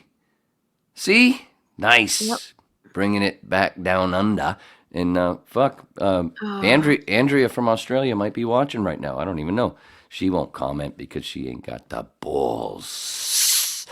Because obviously her husband does. Jason Momoa. No way. Yep. No way. Mm-hmm. We share a birthday with a quasi Aquaman. Yep. Why did I not know that one? I knew the Hemsworth one. I just never really, it never held on. The Hogan, Hulk Hogan. you Hogan and Rogan are basically the ones that are always in my head. And the only reason I knew the Hulk one was because you told me. You Hogan and Rogan. Oh, that's right. I just made that shit up. Oh, that's got to be a song. Flash, if you're listening, Steve, if you're listening, Dennis, if you're watching. Dennis told me today, you know, my wife watches your podcast. I'm like, get the fuck out of here. I had no idea. Anyway, what was it? What did I say? What was the little melody? Hogan, and Rogan. Yeah. Me, Hogan, you, Hogan, and Rogan are the only names that really are in my head about sharing my birthday. And I had no idea how they fucking rhymed until I just spit that out 2 minutes ago or 60 seconds ago. Sorry if I fucked up the time. Steve Wozniak. All right, stop saying names. No, Steve actually is cool. Woz was cool. He's cool. He's not. You can't put him in the same. I don't know. I just can't put him in the same category as Gates. Yeah. Even though I can't. I don't know as much, so I can't. This one, because it ties into many things. Anna Gunn, her birthday's August 11th. That's right, Skylar White. And I told you the other night, one of the things, and I think I pointed it out on the Monday yesterday that I did the hour that I did. You know, that's right here on the YouTube page. I think Rumble too, where there's even more of it, but I can't get that personal because it gives names, and you know I don't want people to know my whole life. But there's a certain name that I was like, what the fuck? That's not a name you hear very often. Number 2, Skylar White, the lady that I was dating at the time that I fell in love with Breaking Bad back in the day. Her maiden name was White, and she had a mole right on the underneath her cheek, just like Anna Gunn. And I was like, whoa, dude. I think I said that on the Monday what thing that I did yesterday. But it's true. Oh, where I laughed. And the laugh that I did sounded like Walter White. And speaking of fucking Walter White, Juan and Sarah. Yo! Did he dial back in? Yeah, he's still there. I'm just waiting for him to finish his goddamn artwork. Oh. But his screen went black again. Apparently, I think he's trying to show his cock, and I won't let it. We don't do porn here. Why didn't you tell me he's that drunk? I'm kidding. I know I'm probably fucked up more than him. But I can, I'm a professional. I wear sunglasses. Sorry, that was That's what funnier. it is. That was funnier in my head. Sorry. Oh no, he took his fucking shirt off. No, he No, didn't. he didn't. It just looked like it. No, he's walking around and it looked like it because of the light hit and his shirt is actually tan. What is he? What are you? Where are you going? I'm doing a little play-by-play that you can't see. Oh, Dumbass. I didn't know I was supposed to be drawing shit for him. I'm just trying to figure out why I can't. what? How? Can you hear him? Yeah, he's right here. Oh, that's why. What are you doing? What were you? That's why I can hear you. I'm like, Don't step oh my. on the Oh dog. look, little backstage shot. I didn't know I was supposed to be drawing shit for you. All I know is that like you put me in the timeout box, and you know where I was on the pay no Look mind at that. list. See, isn't that neat? Look at that. You're getting both angles.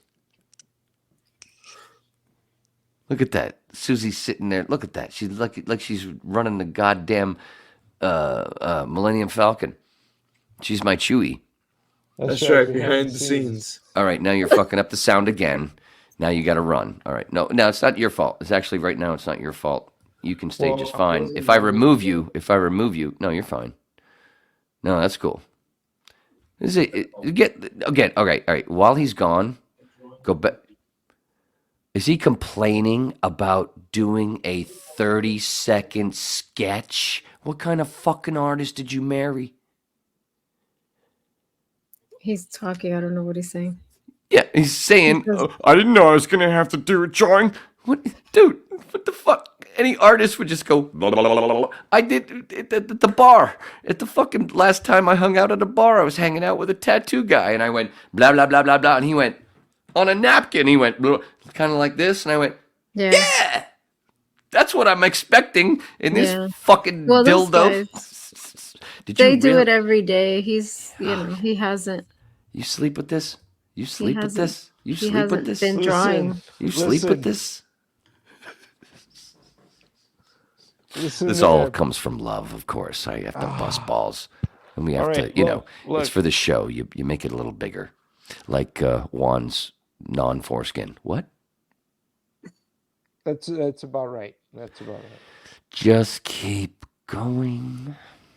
I don't have anything to draw with in here. Oh my fucking Christ. It's been 10 fucking minutes. You dildonk. You could have used a paper towel. Shut up. I just explained to your beautiful wife that the last time I was... Shut up. Again. Shut up. I'm agreeing with you. Are you incorrect? That's what I should have done the first time. Shut up. You're muted. He looked like he froze. Now you have to be. You have to shut up because we can't hear you anyway. I'm going to explain this again. Just 3 weeks ago, the last time I was in a bar, I was sitting there with a fucking tattoo artist, and I babbled something, and he went fucking on a napkin, went like this, and I went, yeah, kind of like that. That's all I was expecting from you, slut. And it's been 10 fucking minutes. That motherfucker did it in 30 seconds. So, the point is, and I'm trying to show everybody what Juan can do in 30 seconds. I'm trying to give you a little, hey, look at Juan. And you just you acting like a fucking 7-year-old. I don't have the right tools. Anyway. Sorry, I didn't unmute you yet. I thought I hit the right button. All right. Do you understand? May I speak now? And he has to be a douche at the end. Thank you, good sir. Thank you. Huzzah. All right, all right. Huzzah. Anyway, 30 fucking years of this. Can I talk? Would you just move on to your point? Just move on to your point. We already gave you I gave you the time 30 seconds ago, you fucking dunce. Okay. Good God. Is everybody, is it me? Yeah, it is. There you go. While we're doing this, I'm having actual paying clients messaging me at the same time. So, I'm having to balance fun, you, and you. 30 seconds. You just did 30 seconds. You could in 30 seconds you could have fucking scribbled something really fun. All right. You lose. I'm not doing it anymore. Oh my God. You understand where I'm coming from, right, Bobby? Right? How simple I was. Jesus, why is everybody being such a twat? And this was supposed to be the Susy show. No. Yeah, it was. Well, introduce, because the rehearsal didn't, my sound was fucked. Maybe my sound should have been fucked. Jesus Christ, Juan, I fucking I've hypothetically, not hypothetically, metaphorically blown you 7 times before I brought you on, and then you bring you on, and all you do is act like fucking, he was like, it was funny though. A lot of it was funny, but it was like, who's the fucking dude that used to be on Letterman all the time? And then he had his own shit, and he's been in a bunch of movies. I can't say his name. Blonde guy. He was on Schitt's Creek. Was he? That guy? You know who I'm talking about? Yeah, what was his name? He always did. He's funny, though. Yeah, but in very small amounts. Chris Elliott. Chris Elliott, to where you're kind of like, wait a minute, is this, what? It's kind of like that, but I gave Juan too much. Too much time. You ain't coming back until you scribble something, bitch. You spent all that time walking around the house, blah, blah, blah, and 30 fucking seconds. 30 seconds. I told the story twice. 30 seconds. I already gave it. Well, it's just a word. It's just a word. I didn't ask him to fucking draw the fucking whole cave of the Jedi Temple. You fucking silly twat. Jesus Christ. He's got... I hope he's got a punchline for this. He's better have a really good fucking closer for this. Otherwise, I'm never going to talk to him again. Until he finishes that 30-second fucking... Jesus. Anyway, go ahead. Sorry. No, I'm just saying he's got art that he's been working on. Oh, I know he does. I know he does. That's why I know he can do. He doesn't do it as much. It's just a word. It's a word. Excalibur is all I'm asking for. I'm not asking for. He's making it seem like I'm asking him to help me break into fucking Fort Knox, and there ain't no goddamn gold there anyway. It's a sketch. He could have been done 20 minutes. This is why I blew him, because he gave me 20 fucking minutes of material. I feel like this is where I kind of feel like Neil Rogers, even though I'm not Neil Rogers, never will be and never could be. But it's like, what the fuck? I didn't mean to get bitchy tonight, but you know what? I think everything that I've done being bitchy, I think it's all been justified, right? That's why you're here. He's actually got a client that's been texting him. Yeah, but he's also spent. He's dealing with he's dealing I with get that. That's okay. I guess he has to concentrate. For 30 seconds, he's fucking wasted 15 of ours trying to concentrate and making excuses. In the amount of time that he spent with his over and over excuses, he could have scribbled out Excalibur with a little touch, tiny touch. What am I? I didn't ask him for the final thing. It's called a rough draft. Jesus fuck. I gotta pee again. Oh boy. Where did you leave off? Because, I know I interrupted you and I don't know where it came from. And this is not me. This was not me, dude. But it's juicy. I like it. It's juicy. Because it also shows, oh my God, there's so much proof. There's so much proof of how much I love, and then it's beauty. You relinquished your crown. That's just what? Oh, but you can't. Well, no, you didn't. Too much responsibility. I still see it on your head. Anyway. Do you want Juan back so you can converse while I go pee? Sure. But I think that's fine. He's in the dark. Oh, maybe he's taking care of his thing. I'll leave it there. I'll leave it there. And you go back to wherever we cut you off earlier. Back to Susy, and so you're gonna be here every time, so I want people to know who the fuck you are. Yeah, he's all right. You're gonna go pee. He went to go pee. Oh my gosh. Oh shit. Whoop, whoop, whoop, whoop, whoop, whoop, whoop. I did it better this time. I came in earlier and And those two have known each other for 30 years. How did they even get through school together? My gosh. So, funny thing about radio, when I left, like I was saying, it was getting pretty corporatized. It's a lot worse now. But I saw a lot of people, very talented people, lose their jobs right in front of me because they didn't want to. I guess they didn't want to pay them, and that's when I got disillusioned. I used to love radio. So I left. I went back to school for nursing, and now I'm a nurse. I've done home health for a long time. I work for a pharmacy now, and then I don't know what craziness got into me that made me decide to do a podcast, but here I am. And it looks like I'm going to be the referee whenever I have Juan and Wayne together. Too much.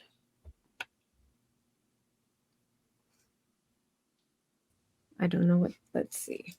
There he is. Hi. Am I allowed back on? You're on. You're on with me. You're on with me. Wayne is in the bathroom again. I've been hearing. Oh. Yeah. I was dealing with business. Yeah. So he was saying started peeing. Pee pee. That's what I heard. I don't know what you are. Stuck.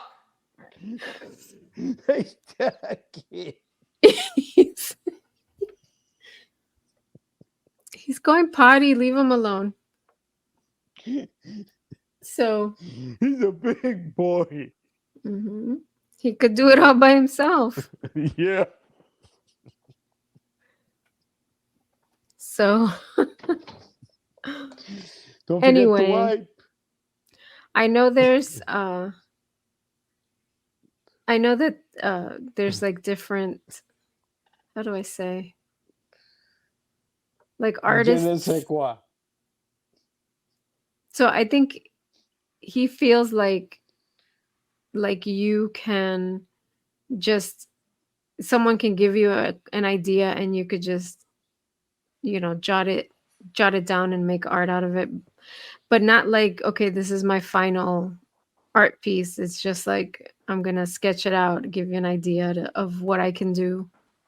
You know what I mean? Can I be honest? What? I just don't feel like drawing right now. Right. So what I was gonna say is that there's different. Yeah. Everybody's different, I know.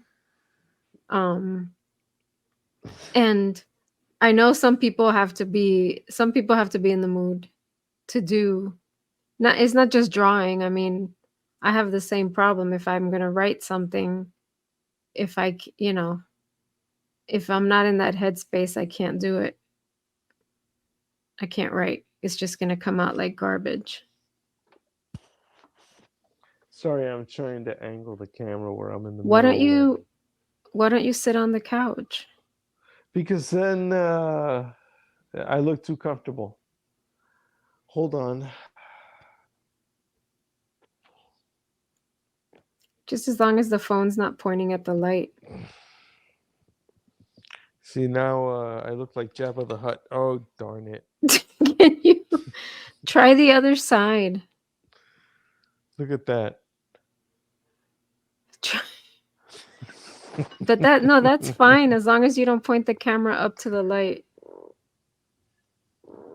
The light is everywhere. I Hold know, on. but yes, that's what I was saying. Go to the other side. You should Oh, go right by the Christmas tree. oh. It's always going to be festive. Hold on. Let me see something here. There we go. How about that? All right, I guess we could look up your nostrils. Hey, listen. I'm comfortable. And isn't that the greatest gift of all? Mm-hmm. I mean, we should all be comfortable. That's what I mean by that, of course. Oh, look at the cute couple there, having a little conversation on the internet in front of everybody. This is some sexy shit. And I've just come in, and I seriously have only been here for 10 seconds. Wait a minute. Are we online? Oh shit! I lost my internet. Just kidding. I thought I'd try some humor without my face. It's much better, isn't it? It's kind of like radio. You are Charlie to our angels. Hey now, Mr. John Forsyth. That's deep cut, homeboy. Here, see if Juan can remember this. What was one of the wait, did we talk about this on Sunday? I don't know. What was the first band that we went and saw together? A Bad Religion? Oh, ding, ding, ding, ding, ding, ding, ding, ding, ding, ding, ding, ding, ding, ding. Nice. As I recall, I mean, not counting radio-related shit, that's the only band we went to see together. Like I said, it was the first. It was the first, but it was the only one that we saw. Yeah, just not because, radio. Yeah, you know because what I we were mean? in radio a couple of years later, right? It was like, hey, I got a couple of tickets to fill in the blank. Okay, I got a baggie, you know. That was a pretty like good that. description. That was a pretty good description of the first the first 5 hours before the Bad Religion concert. Pretty much, yeah. Ride home was fun. Yeah, the ride home that I don't remember. Oh my God. There, but by the grace of God, go we. No, seriously. That you were driving, and not me. Oh my God. Ooh, dude. nice rhyme. Oh, write that down, sweetie. Needless Oh, by to the God say- grace of thee, you were needless to driving say- and not me. Needless to say, Something like that. We'll edit it later, but writing is editing. But you know the idea. Go ahead. Sorry. Needless to say, it's you far were gay. beyond- far beyond. It's far beyond the statute of limitation. But oh my God, yeah, that was a hard learned lesson as to responsible driving for me.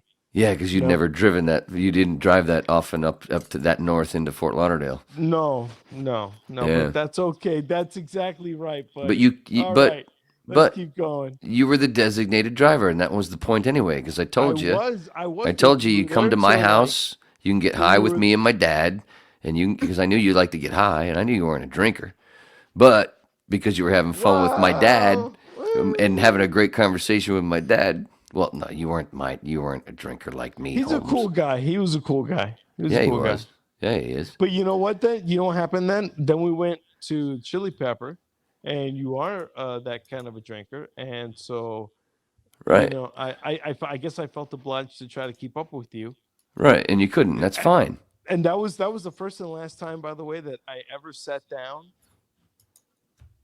at any bar ever, like on the floor, ever. Yeah, well, first you were First sitting and at the last. bar. First you were First sitting and at the bar towards on the back end of it, and then but the music was still too loud, and you were so whoa, and then you went to the floor. Because the first time I came back during something, I was like, "Where the fuck is Juan?" And I remember just fucking running back there. Where the fuck you? And you were sitting at the bar, but on the other side, like against the wall, like right here behind me, and that was the wall there. But you were at If the you bar, say so. and then. But after it was over and I looked like a complete douche because I was the only one that didn't know they didn't do encores, And I'm sitting I there thought going, they waiting were for an gonna do an encore, encore, and everybody too. disappears behind me, and the roadies are putting shit away, and I'm like, what? You don't know encore? And then I'm like, oh, okay. And then I go find you on the floor, like right here on the floor. It was great. But it was a Good lot of weed. times. It was a lot of weed. But anyway, you see the picture of my dad, right? Oh, that's your dad? Yeah. Where? Oh, there you go. Where? Oh, sorry. The Right poster, here. Sorry. You know, I tune shit. I tune graphics out a lot. Sorry. Of course, because you're an artist. So anyway, yeah, 1987, right? Is it 87? I can't scroll in. I can't. Yeah, 87 right there, right above magazine. 87. World record time. He was the third person for back when it was ABC. Now it's what the fuck is the association now? The thing when you join a league, you're part of. It used to be ABC, the American Bowling Congress. Now it's the fuck. I can't think right now. Kind of like that other thing that I couldn't think of. Bowlers League? No, it's not for professionals. No, it's just okay. no. If we were all to join a league, Mm-hmm. you would be part of the. It used to be ABC. Now it's whatever. But anyway, so it's Alliance? called sanctioned. So the point being, it's sanctioned and it's recorded. Blah blah blah. In 1987, my dad was the third person to throw a sanctioned 279 triplicate. But it's done. It's been done. I don't know how many times since. But that's also because of the balls. The balls got better, baby. And the reactive resin and urethane. Well, I don't even think that's urethane that he was using. That might have been that. Well, maybe it's just from the shine from the picture I took. But it might be a fucking rubber ball. I don't even know if that's urethane. And that was wooden lanes where they weren't completely flat. There was, because they were old and, there were certain spots. And he did that. Now everything is, like I told you about the pin setter's going to be moving up into something more, technology, bump up in technology. Mm-hmm. In the early 90s, they started going to synthetic lanes, which are completely smooth, which is also another reason why scores went up, because the surface was smooth and not like wooden lanes where there's some bumps that you can't really see. My dad did that with the bumps and with the fucking rubber or urethane ball, and back when it was fucking hard. Now it's easy. Anyway, that's the fucking point. My dad did that shit. Whatever. That's his art. That was one of his arts. He had a bunch of arts. He was also a really good electrician. He looks like an actor from like the early 80s. No, you know who he kind of looks like? Who? To me, you know who he looks like? Fucking Harrison Ford. I was gonna say Matthew. If you you have Disney Channel, right? Disney Plus? No? Do you own Force Awakens? If you watch Force Awakens, even though Han Solo dies in it, my dad's still alive. Dude, that's my dad. That's literally my. I know he's still playing the same thing. From back in the day. If you watch The Force Awakens, in that whole movie, and the way he says things, and which one? Just, dude, that's my dad. That's him. But it's sometimes also he, even though he's obviously very Hispanic, cracker. All his friends, all of his best friends through his life were all black dudes. One of them was Benny in the late 70s, early 80s. His best friend was Benny. Dude looked like Roger E. Wilson from Magnum P.I. When I was a little kid and I would look at this dude and hanging out with him, I thought he had a fucking helicopter outside. He looked like fucking TC from Magnum P.I. His next best friend was Action Jackson, Frank Jackson, who played high school baseball with Dwight Gooden, played center field while Dwight was a pitcher, and Frank said that he could tell when Dwight was fucked up back then, where Frank's in the fucking center field and he's watching Dwight throw it, and if Dwight was fucked up, it looked like a softball. When Dwight was not fucked up, he couldn't even see the fucking ball leave his hand and hit the catcher's mitt. He knew when he was on. Anyway, so my dad was in Frank's wedding in 93, I think it was. His wedding to his second wife, and he had little Frank. My dad was the only white dude in the wedding, in the guys, in the what do you call it? The wedding party? The wedding party, the Like, groom's yeah. wedding party. And he was the one that came out in a white tux and came out to light all the candles as they were doing the whole, starting the procession. And he fucking doing this whole do.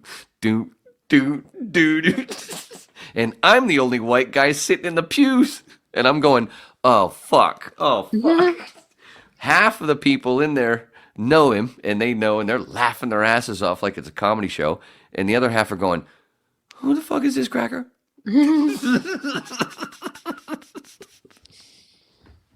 Anyway, that's my dad. Whatever. Shut up, Wayne. What?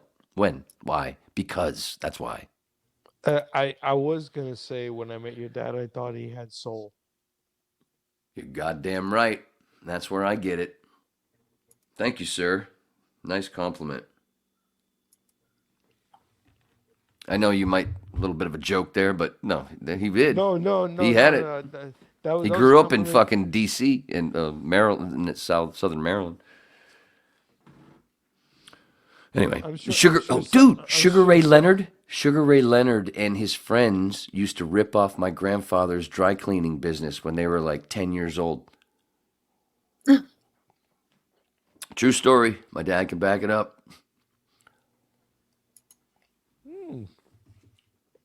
It's still fresh. Awesome. Okay. Oh, here's a story. How long has that been?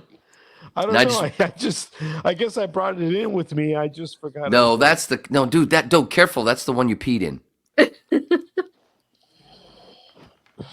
Oh, yeah. It does kind of look like it. Oh, nice. 3 p.m. Oh, fine vintage. Nicole.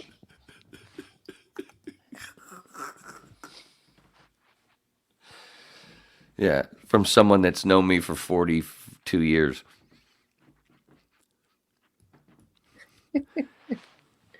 I like how nice how she spelled. She can looking right at your face and looking how your name is spelled right there, and she spells it What did I different. tell And you? she spells it different. What did I Look at tell that. you?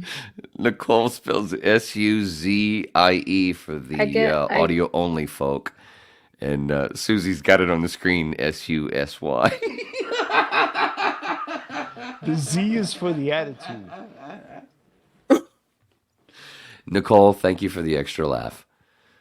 Me loves you. Thank you, Nicole.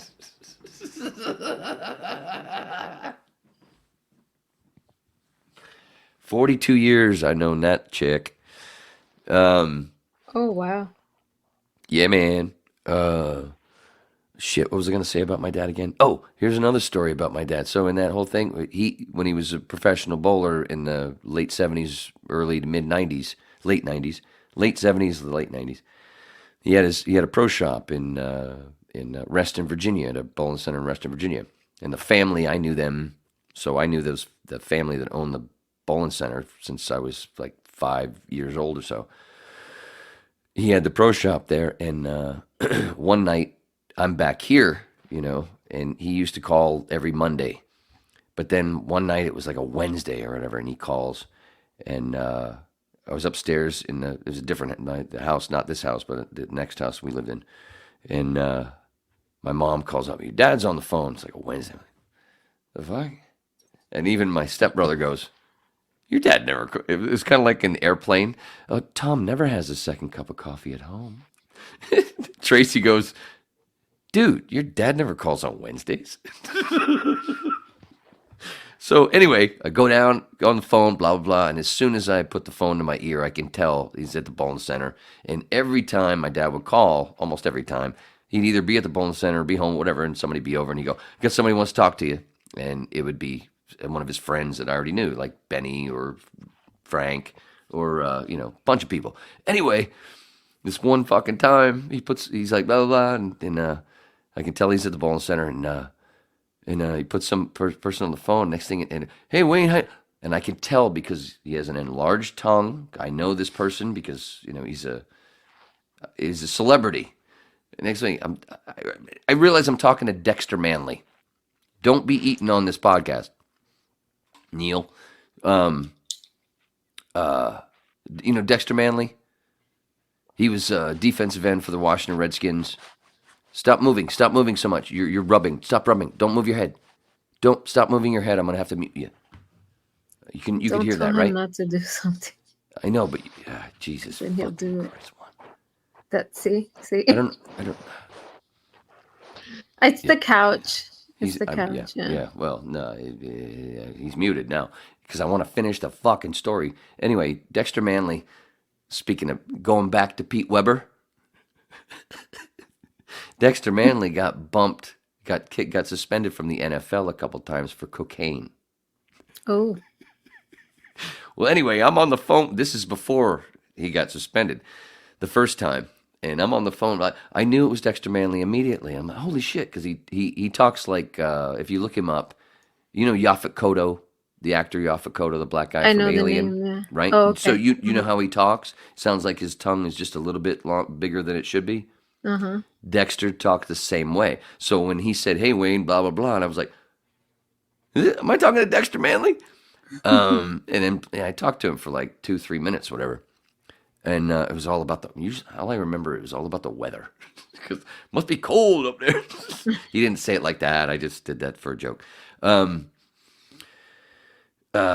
Anyway, then I think it was like 6 or 7 months later, the first time that he got popped and got suspended from the NFL. And then 3 years later, I think it was, he got popped again. And then he admitted that he was illiterate. That he couldn't even fucking read or write. But then the cool part is, ever since then, he's basically been he's been a proponent of literacy and anti-drug shit. So what was the point? Oh, my dad, Bob. How did you feed back in, you motherfucker? That just Maybe it times out. that must be what it is. Oh no, he can control it. Hey, you know what? You did that pretty well. I got to give it to you there, Holmes. You did that pretty well. That was an homage to Phil Henry. All right, but now you can hear well or whatever, and the mic is okay, but it sounds like it's buried. So you got to change wherever the mic is because now it's like that. That's helping. Okay. See, I knew that's what the sound was because he was doing this. All right. I have a funny couple of stories. Please shut me the fuck up. So I was listening to Neil. Where are you going? I'm right here. I was listening to Neil. I was listening to Rick and Suds and listening to Phil Hendry. Right after I finished, while I was in radio school, I listened to them all the time. But right after I finished radio school, I started working right away at a community mental health center as a receptionist because I couldn't find any radio work. And so I'd listen to them all day while I was working and answering phones. And I shouldn't say this, but it's been a long time. Who's going to know? Yes, right? you should. So I got a call, and you're not going to believe me, but I got a call, and it was a wrong number. And this lady thought she was calling her a business or a bank or something. So I said, hold on, and I transferred her to Phil.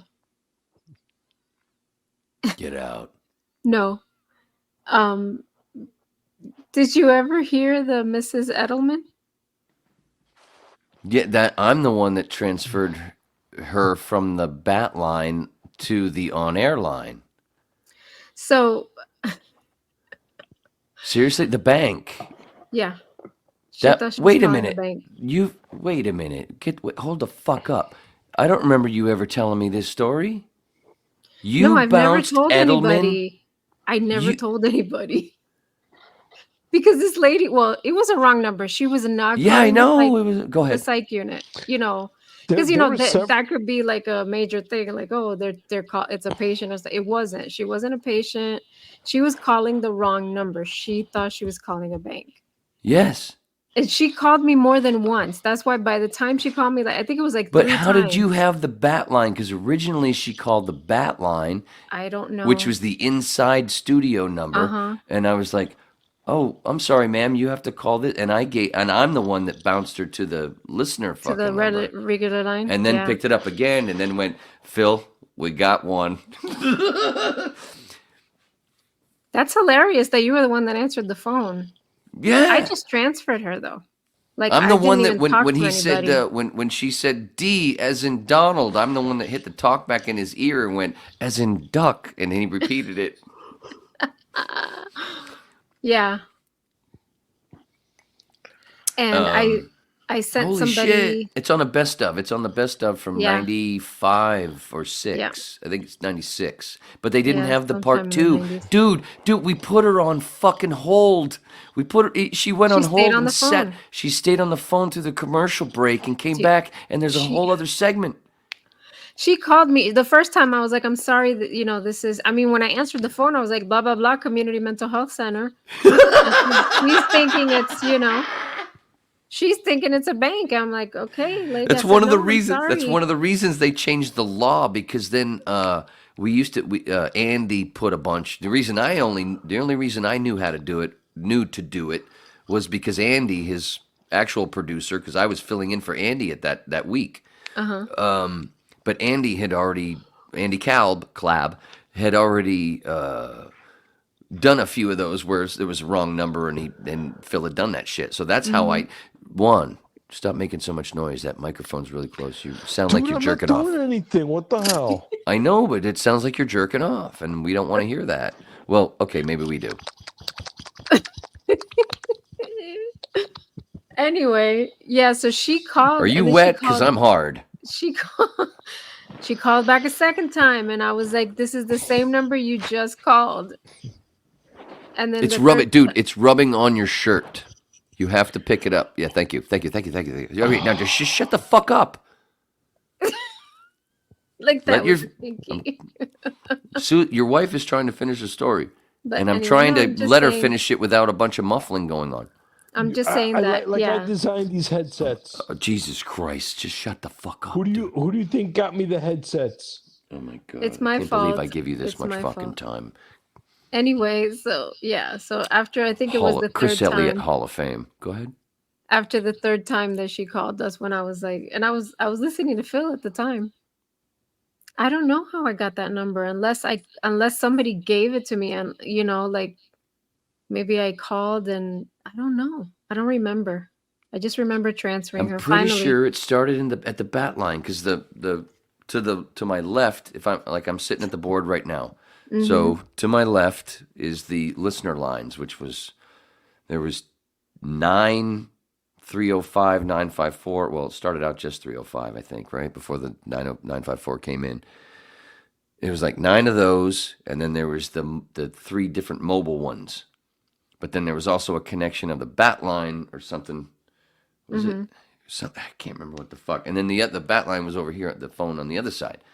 The internal phone where people could call, like fucking Bob Green wanted to call you from his office down the, oh, hey, Bob, whatever. But it was a wrong over there. And I went, oh, I'm sorry. Yeah, you have to call da. And then a minute later, I picked it up over here and, oh yeah, yep, ship. We'll be right with you. So she called the number and Phil was doing something else. Phil was in the middle of something else, and I hit the talk back into his ear, into the other room, and only he could hear it in his phone, in his cans. And I said, we got a wrong number on 7, and he went right, and she thinks she's calling a bank. Mm-hmm. And then he just went right on. This is Mr. Gonzalez. Yeah, this is Mrs. Edelman. And he had her spelling her name and the whole thing. The lady just stayed on the phone. She would have kept calling me if I. She would have just kept calling me. And then when he kept saying, when she started giving the letters for, she was Yes. spelling her name, and He's E doing the as wrong- in Edward, and he as in Donald, yes, as in duck. And I I as in my eye. Oh, my eye. Oh, you know what? I had something in my eye the other day, and yes, So Mr. then- Gonzalez, I understand. I'm trying to get. We just had a hurricane come right through our fucking, No, it's right like through, a right car. through. What? No, a car car crashed through. Yeah, right. right through new accounts. And then he got pinned between his desk and a, I'm and pinned. a car. I have to go now. I'm starting to lose consciousness. And she's That like, was the "Oh my best. god! Oh my god!" I know, it's Yeah, so great. poor lady. Look it up, Phil Hendry, Hendrie, not with a Y. Yeah. And then I worked with him again. And dude, speaking of acting shit, me and Phil did 4 movie scenes on the air together. Did you know that? Mm-mm. We started with A Few Good Men, because he would always talk about movies, and I was a big super movie geek back then, super at that time, even worse than I am now. But then there was it was easier because there wasn't as many movies. And he'd always talk about movie shit, blah blah blah, and then off air we'd talk about stuff, even when I wasn't filling in for Andy. And at one point, I got the balls. I mean, geez, I can't believe I had the balls to even ask him. At one point, I went, "Dude, at one point, you want to do like a scene from a movie on the air?" And he went, "How?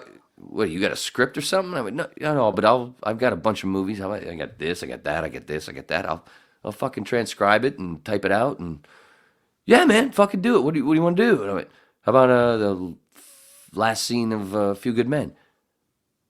Do it. So I was like, all right, I don't know if it's really going to happen, but I went home and spent hours just fucking stopping the VHS and transcribing the whole fucking scene at the end there, the whole thing. And then I took it I wrote it out. This is 95, 4, 5, I think 95, maybe 96. And then I took it to the station and then fucking got to work early, and I typed it all out so I could print it out so it actually looked like a script, and copied it, one for him, one for me, and we did it. He played Jack, of course, and he played the judge, and he also did a few Kevin Bacon lines, and I did all the Tom Cruise lines, and it was so much fucking fun. And it was weird because I actually was in the studio with him, so I'm on the other side of the board, like where Suds sits with Rick and with Suds sat with Rick and Suds. So it was such a trip because I've never fucking sat in that chair before. And I'm also performing live on the radio. And I'm in front of Phil Hendry. I mean, he's fucking one of my heroes.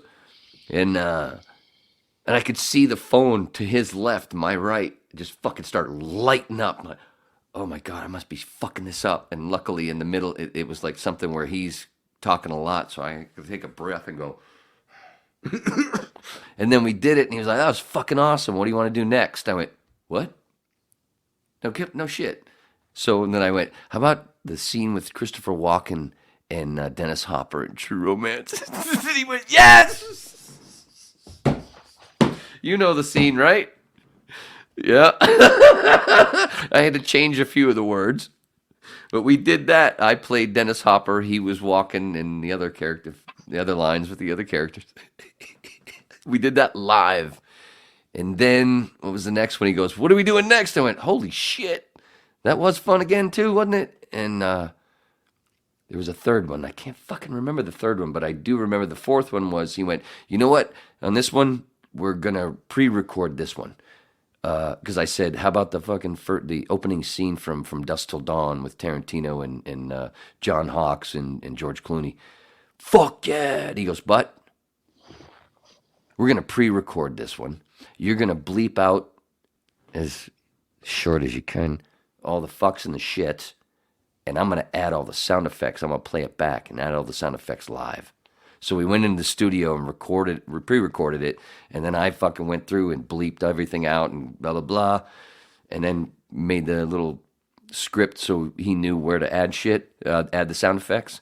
And then I'm standing there in this fucking control room behind Andy while he hits play and he's listening to it and watching his face, and then he starts fucking going bam bam bam bam bam bam, bam with the fucking carts. I'm like, holy shit. Anyway. Is this available anywhere online?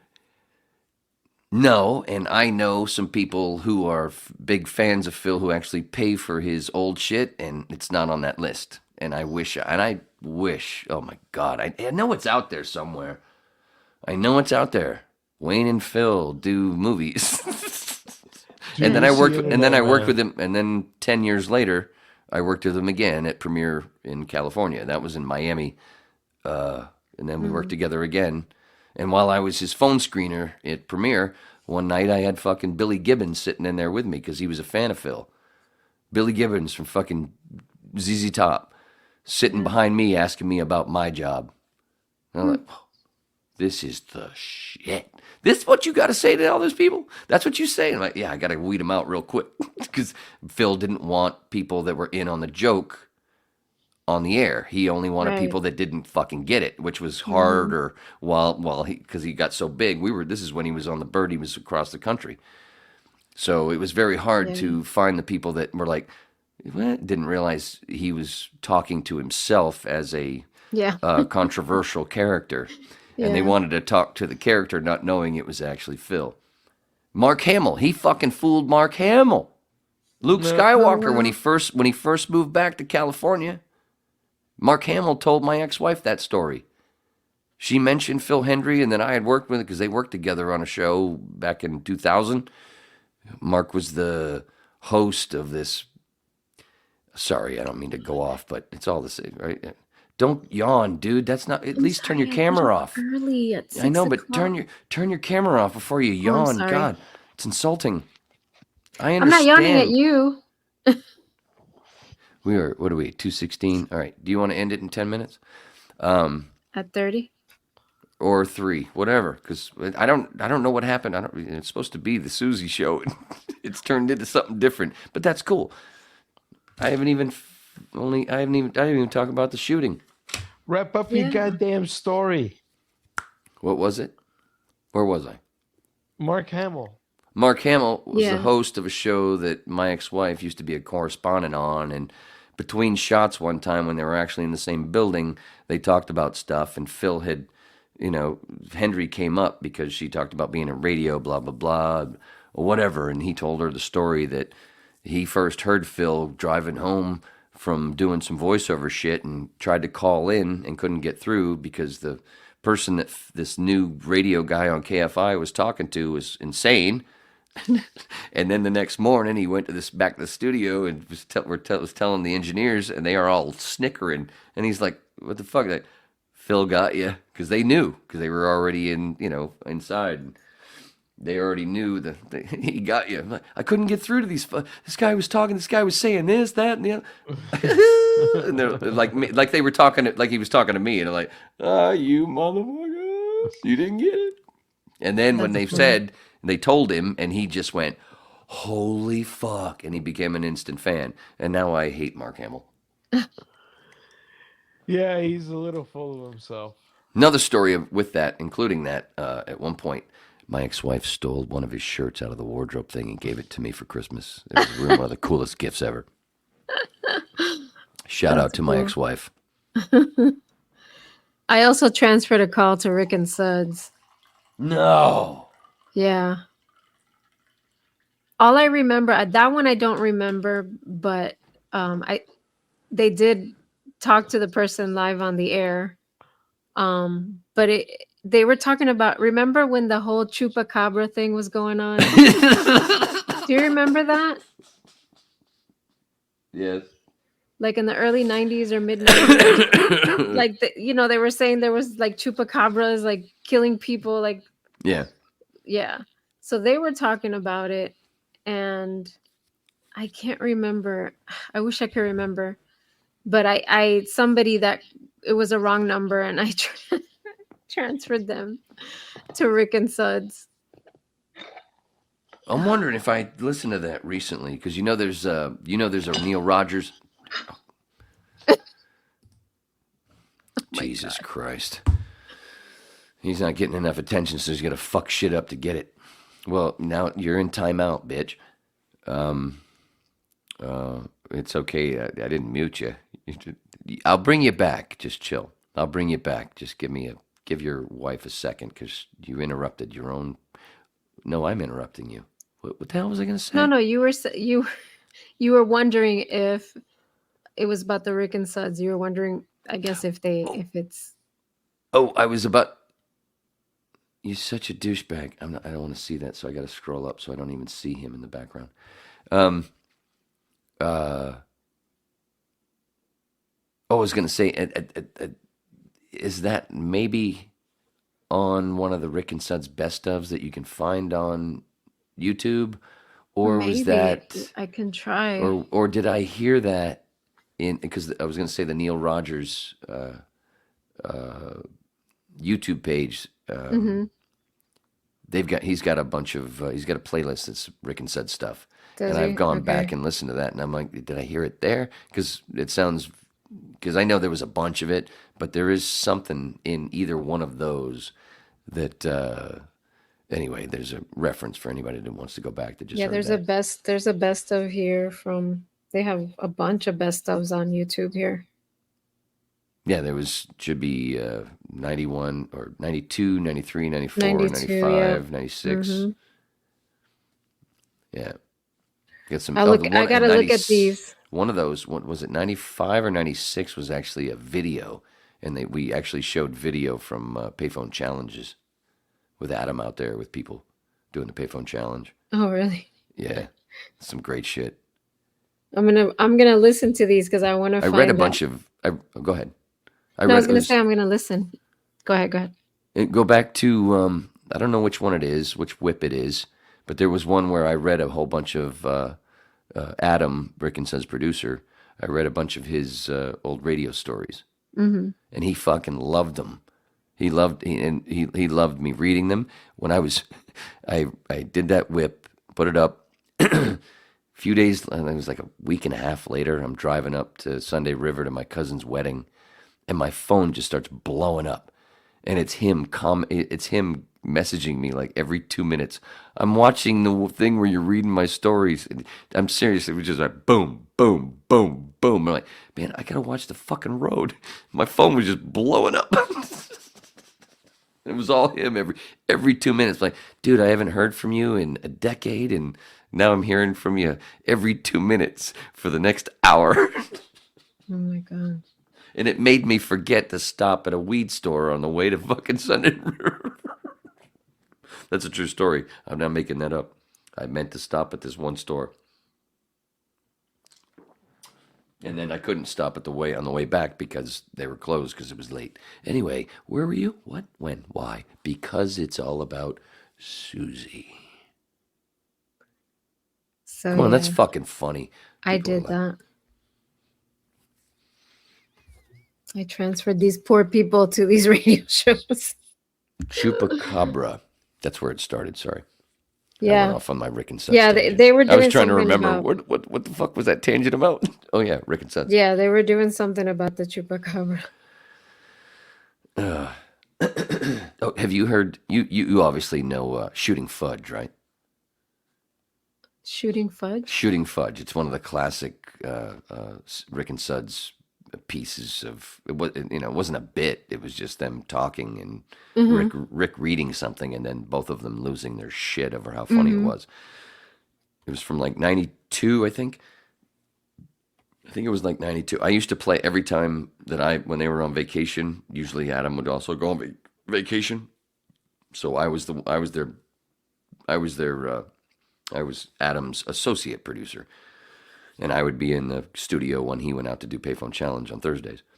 But I also put the best ofs together with him, and then I would play the best ofs when everybody was on vacation. And I would always add, because it's only like 3 minutes. You can find it online. Look up Rick and Suds Shooting Fudge. Fucking hilarious. Not just you, but people that are the whips. I would always play it because it was short, and because when you're playing back at the time, we were local, so it wasn't super timed out with the log. It wasn't network because it was IOD. So they were, when you play the best ofs, they weren't always timed out just right. So you'd have to fill in some time, and usually you'd use a PSA or whatever. But with Rick and Suds, I'd always throw in fucking Shooting Fudge. Basically, what it was at the time, Jan from Brady Bunch, Eve Plum, at the time, excuse me, was on a show called Shooting Fudge on Disney or something, one of those channels back in the day. And there was some Brady Bunch thing that was going on, and Rick read an interview to where they were saying, so are you going to be part of this, or were you part of the new Brady Bunch thing that they're doing? And she said, no, I'm sorry, no, I wanted to, but I was busy shooting fudge. Oh. And they both just start fucking losing it. Mostly Rick, which is the funnest part. Because when Rick's fucking real laugh is just, it's beautiful. Luckily, I did a lot of things to make him laugh like that. Sometimes he didn't get it and turn into a cunt. But most of the time it worked. And Suds always turned and winked. Because Suds was my radio dad. So yeah, Rick and Suds, Shooting Fudge. You will fucking if I guarantee most people that I've played it for, when it's done, especially because it's short, it's only 3.5 minutes, I think. Most people that I've played it for go, oh, play it again, because it's so fucking funny. And brought it back to Greg Fadick. That's supposedly not going to be around much longer. Hopefully that changes, but at the moment. 610 WIOD.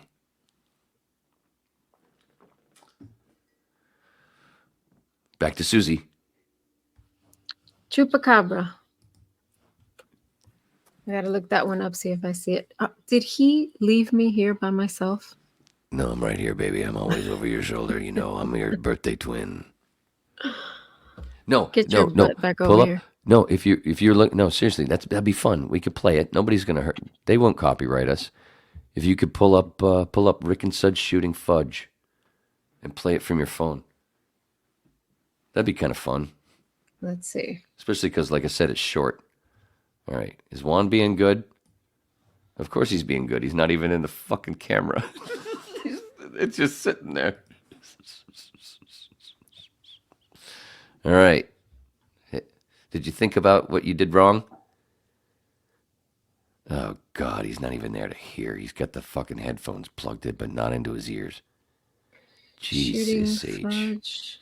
Rick and Suds Shooting Fudge. See, it sounds funny just doing that. Oh, poor Juan. It's not coming up on YouTube. I don't know why. Really? Yeah. I know. I've watched it on YouTube.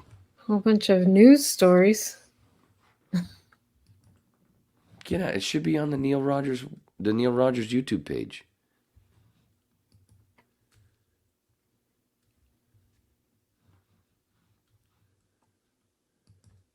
All right. Rick. And not and Suds, just N. Suds. Shooting. Fudge. God damn it, where is it? Yeah, you're getting a bunch of news stories? No, I've got Fudge Factory. Oh, that's gay. I got Fudgesicles. I'm kidding. It's not.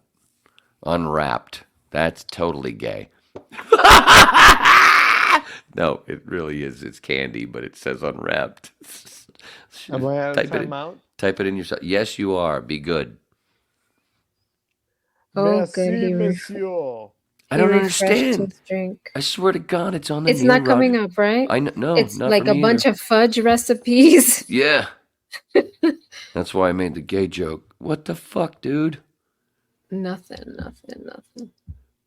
Because I know it's on the Neil Rogers, the Neil Rogers Show YouTube page, playlists.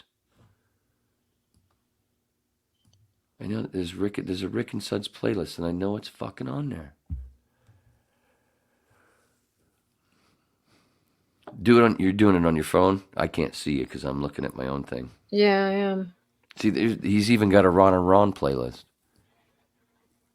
There it is, Rick and Suds. 30 episodes. View full. I know there's one that says Shooting Fudge. Or does it? Unless they had to get rid of it. No. I know it says... Because Adam was the one that had originally put it up. Probably because of the title, they took it down. Son of a bitch. Nothing. Google it. I know it's got to be Google because Adam has it somewhere. I'll Google it. I'll Google it, motherfucker. Rick. And I'm beating you to it. I can hear your typing. Shooting Fudge. Oh, you already got on that. SoundCloud. There you go. I don't think Adam, I can see, it says here. Adam Kirshner on it. It says Adam Kirshner. That's where I saw it. Can Do you it up, play girl. it from there or no? Well, I pulled it up on my I don't know computer. if it'll play here. Let's see. You pull it on your phone? No, yeah, you played something back of my shit. Can you hear that? No. Okay, wait. I'm gonna play. Hold on. Tell me if you hear it. Nope. Nope. Okay, hold on. You have to pull it up on your phone and put it Yeah. into your speaker. I swear to God, it's going to be worth it. I forgot I wasn't on camera. I didn't even go pee. I would like an applause. Thank you. For peeing? No, for not leaving and peeing. For not peeing? Yeah. It's funnier in my head, as usual. All right, hold on. This is going to be funny, I swear to Christ. And I know I know Juan's heard it before. I may have heard it. Here we go. You have. Rick's Eve fucking... Plum feels very fortunate to have her latest role on a new ABC Saturday morning show. It kept her away from a big screen remake of The Brady Bunch. Her quote is,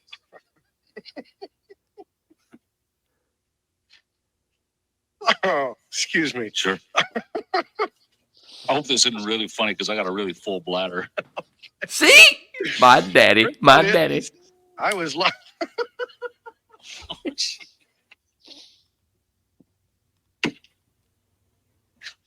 excuse me. Trying to just write it down.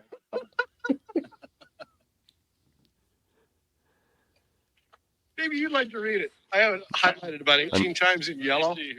Unfortunately, his laughter's cut down a Quote bit. is, Plum, her quote is, I was lucky enough to be shooting fudge.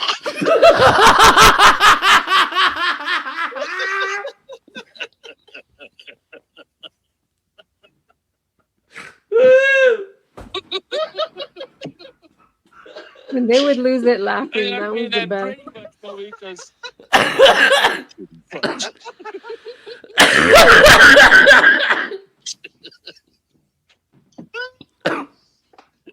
oh, my eyes are watering.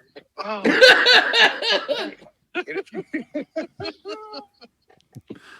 And if you've ever been shooting fudge, well, you know how lucky you are. Oh, man. I'm sorry. I didn't even continue on with the article. Oh, man. Well, that makes the stuff just minuscule by comparison. Yeah, what a great way to turn down an invitation. Would you like to come to my party? Oh no, I'm sorry. Geez, I'm lucky enough to be shooting fudge. Doggone it. Or just tell them that up front. You won't even get the invitation. Doggone it. Just put it on your answering machine. All right, we're not home right now. For sure.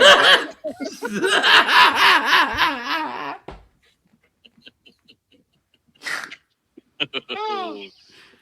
Excuse me. Sure. Oh my gosh. How funny. Oh, Jesus Christ. Dude, you want to hear a story? And Awesome. Adam shit his pants when I told him this story because he didn't know. And then I had told Suds before, but Suds kept it quiet. When I first became Rick and Suds' associate producer, I was still doing the Domino's pizza thing when I was first met Juan in radio school. I was still doing that gig because I was doing both of them part time. Well, on Sunday nights, excuse me, on Sunday nights, I used to close the Domino's store in Pompano Beach with my manager, and then he and I would go to Diamond Dolls in Pompano and blow a bunch of money at that titty bar, and then go to fuck was that place that was open till 4? Crickets. We go to Crickets until they closed, and then we go back to his place, and that's where I'd pass out, so I wouldn't have to drive all the way home. And but what I started to do was, because we get home so early, we get home so late, it's fucking 6:30. He used to supply me with weed because of his cousin, and it was like, what is this shit? It looks like fucking clay, but it was the bomb. So I'd be fucking smoking. He'd go to sleep, and I'm like, I can't really go to sleep now. Oh shit! You know what? I'm gonna call the boys. I used to call the show. They didn't know it was me. I used to call Rick and Suds, my own fucking show. They didn't even know it was me, and blah blah blah. And then I'd keep going and take it all. Yeah, Suds, man, that Suds, that motherfucker, cool. And then they dump me and drop me. And it was like 6 months later, I told Suds. He lost his shit laughing. It was at the Billabong when I told him we were drunk. And that's why I let it go. And then I said, shh. And anyway, I didn't tell Adam for like 2 more years. He was like, what the fuck? Anyway, it was kind of like I was almost like I was an operative, where I was like a, what's the word? What is it? What they call people, not homers, chronics. I was like a chronic, but I worked there. Inside Chronic. That's how much I love WIOD. Anyway, sorry. Woo, Jesus, that's just gross.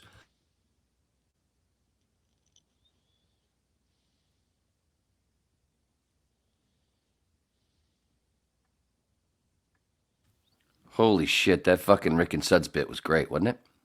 Yeah. Oh, you got another one? I would love it. I would love you it got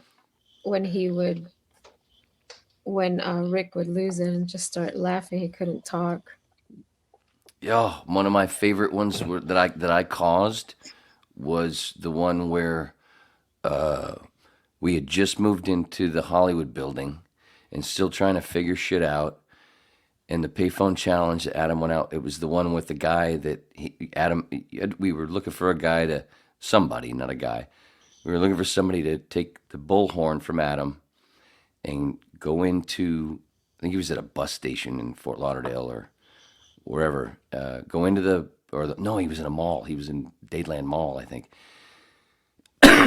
Take the bullhorn in to the toilet, follow people in, and anybody that walked out without washing their hands, you had to follow them through the thing. Go, this person did not wash their hands. Sawgrass Mills. I remember that. It was Sawgrass Mills.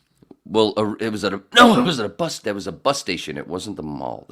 Maybe that was a different. Well. Anyway, the one that I'm talking about, that's a good one. I mixed them all up because there was a bunch of good ones. The one I'm trying to talk, I'm referring to, where I helped Rick piss his pants, was, and because Adam was being a little bit of a twat to me, so I kind of did it on purpose. I didn't actually mean for it to be so funny, but Adam had been such a twat in the last few days.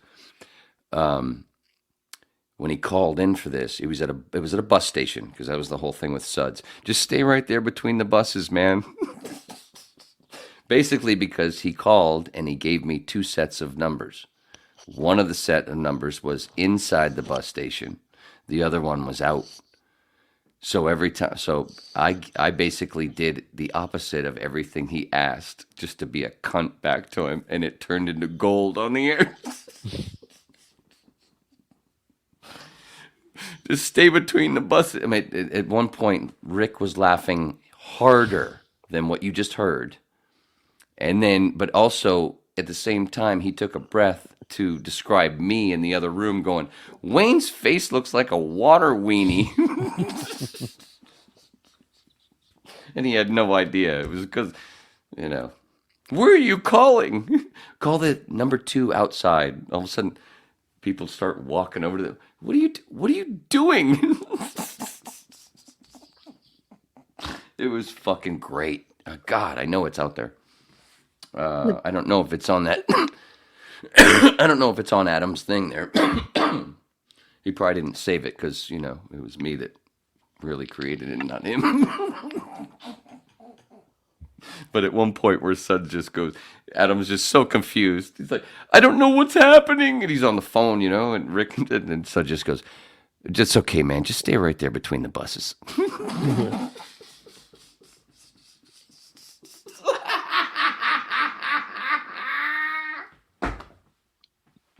Oh, now I got to tell this Sud story. It is the whip, but Susy, well, so this is Susy's first. Shut up, you fucking shut up. Anyway, that's funnier than you might think.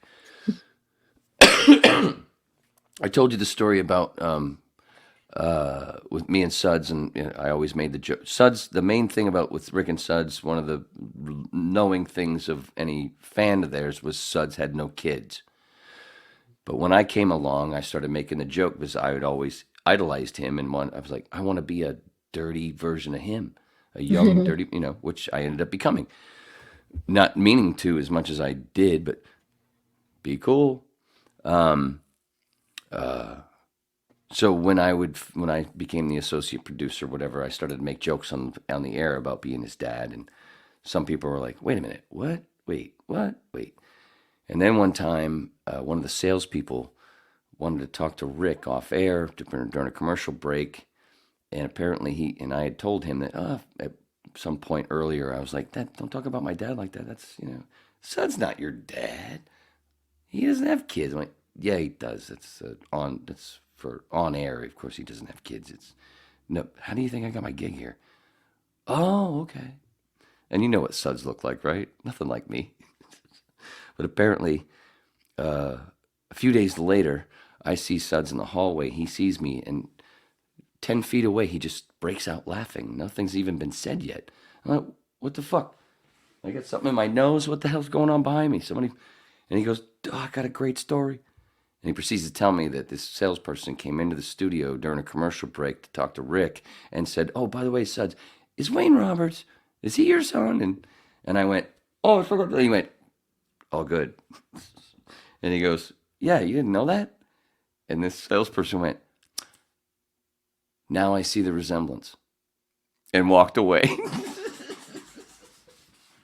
There was no resemblance. That's the fucking part of the funny. And Suds knew what to do without even me letting him know what I had done. There's a lot of doing in there. That's poetry. Morrison would be proud. Oh shit, wrong way. Anyway, Susie, shut me. I have one.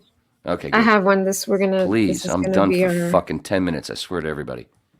No. I'm here. I remember this. I remember hearing this on there.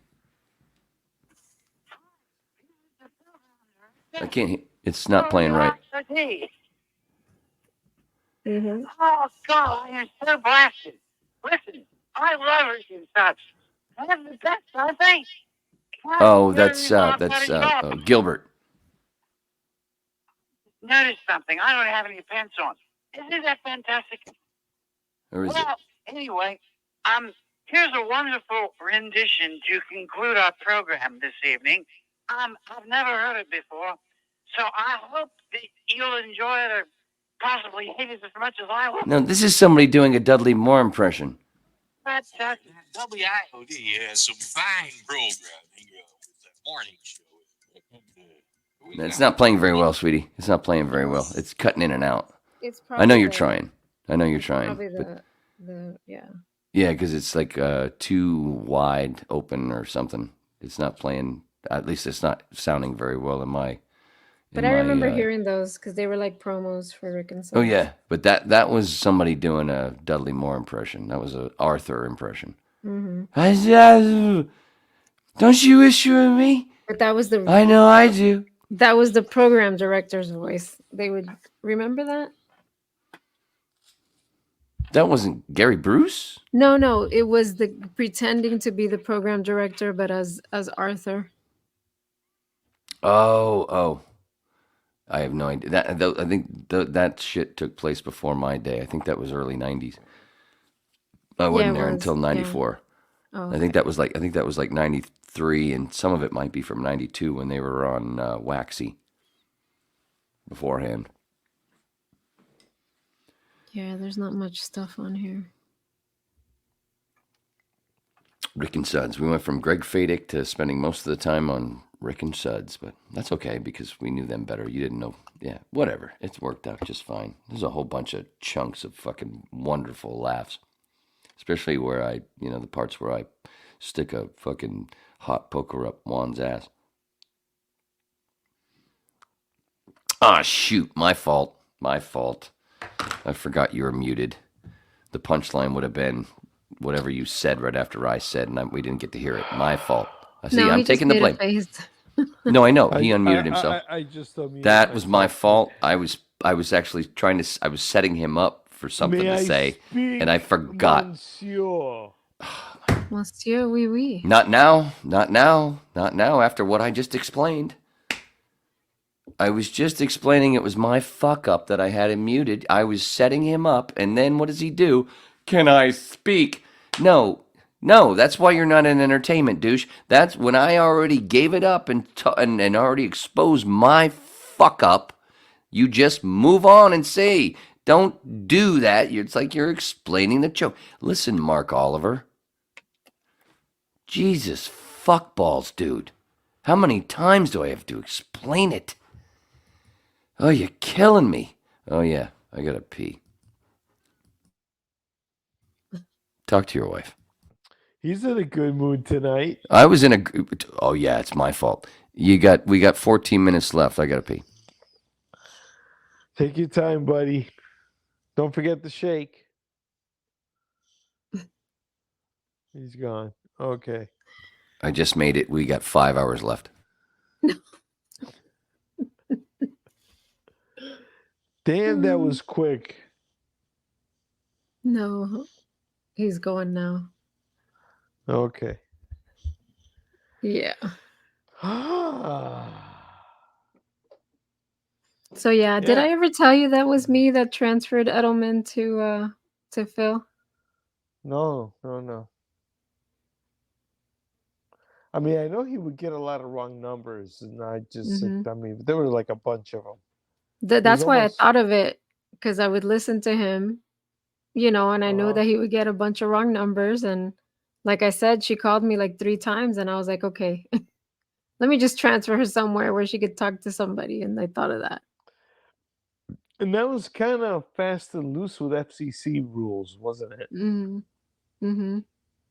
Because I remember it being said that, well, if you're calling a radio station's, listener line, it's implied that you're giving your consent to be on the air. Right. So it's nobody's fault but your own. I mean, she dialed the number after that, if it's the way Wayne said it, where he told her, no, you have to call the other number. Mm-hmm. And then she dialed the number. Yeah. So not every radio station played it so fast and loose with the rule, though. But no. But it was fun. I was listening. Go ahead, sorry. No, go ahead. No, I was just saying that I kept listening after I transferred her, because I didn't even think they were going to talk to her. And then, it turned into that whole fiasco. Oh my gosh. And I wish I could remember the Rick and Suds one. I just remember that day they were talking about the chupacabra. Mm-hmm. And it was another wrong number. I just like I remember there were several of these where people would call Phil Henry and he would start playing pre-recorded phone tag, basically press 1, press 9. Okay, press press the Yeah. keyboards with your elbow. Wait, that wasn't your elbow. Do it again. And people would actually do it. Yeah, I mean, but there were several instances of that, and I'm like, well, they're doing Yeah. it, and they do it a Yeah. lot, so it must be good. What the heck? It's funny. That was hilarious. It was very much it was implied if you were calling that number, by virtue of calling that number, you were giving your right up to be on the air. Mm-hmm. At least in that time. I don't know what it's like now. Yeah, I think you have to tell people they're on the air now. Yeah. Uh-huh. I mean, you had to tell them before too, but it would, again, they kind of played it. They seemed, at least as far as I saw it, they seemed to play it fast and loose with the rules. Mm-hmm. Of, well, they're calling a listen line, so that's consent. Let's put them on the air. Well, and if you're listening to the show, you can hear that when somebody calls in, they're on the air. So you can only assume that they're going to put you on the air when you call that number. Yeah. If you're on hold, and yes, there is that as well. You're on hold and you're listening to the on. And you hear the little when they actually put you on the Exactly. air, and the sound Yeah. goes different. The sound dips from the Yeah. on air. Well, not just that, but you're listening to a particular radio station while you're on hold, as you're about to come on. So Oh, you mean like why Mrs. Edelman would have not understood? Is that what you were going at? Yeah. We were just we were just talking about the whole Phil Henry thing. How Oh, there were okay. several instances where how he would have people for this option. Press 3. Yeah.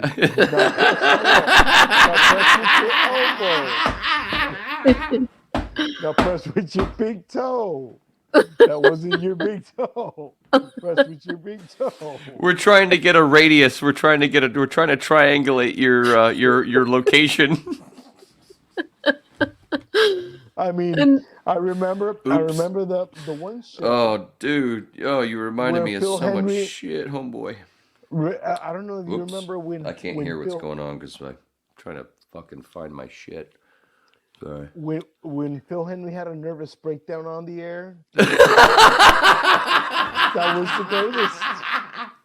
When I want to get out of a date, I just call and do a voice and say that I died. Oh, dude, he was going on vacation. He went on vacation once, and I said to him, "Hey, when I play back your stuff, can I in between some of the segments, can I play back like a rewind sort of thing?" And he goes, "Fuck yeah!" So I did, and I'm playing back So I'm playing best ofs. Nobody's in the studio. The lights are off. There's nobody in the studio. I'm just playing tape. But to fill time, kind of like I would use the shooting fudge thing, playing best ofs back. To fill time, I played some fucking rewind shit in between. The fucking engineers called me in the bat line going, Wayne, are you having a little problem there with your playback? I'm like, no, everything's cool.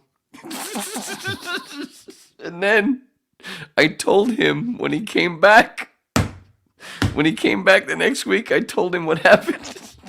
And he did a whole hour just continually playing the fucking thing. And the fucking engineers were calling Andy, what the fuck's going on?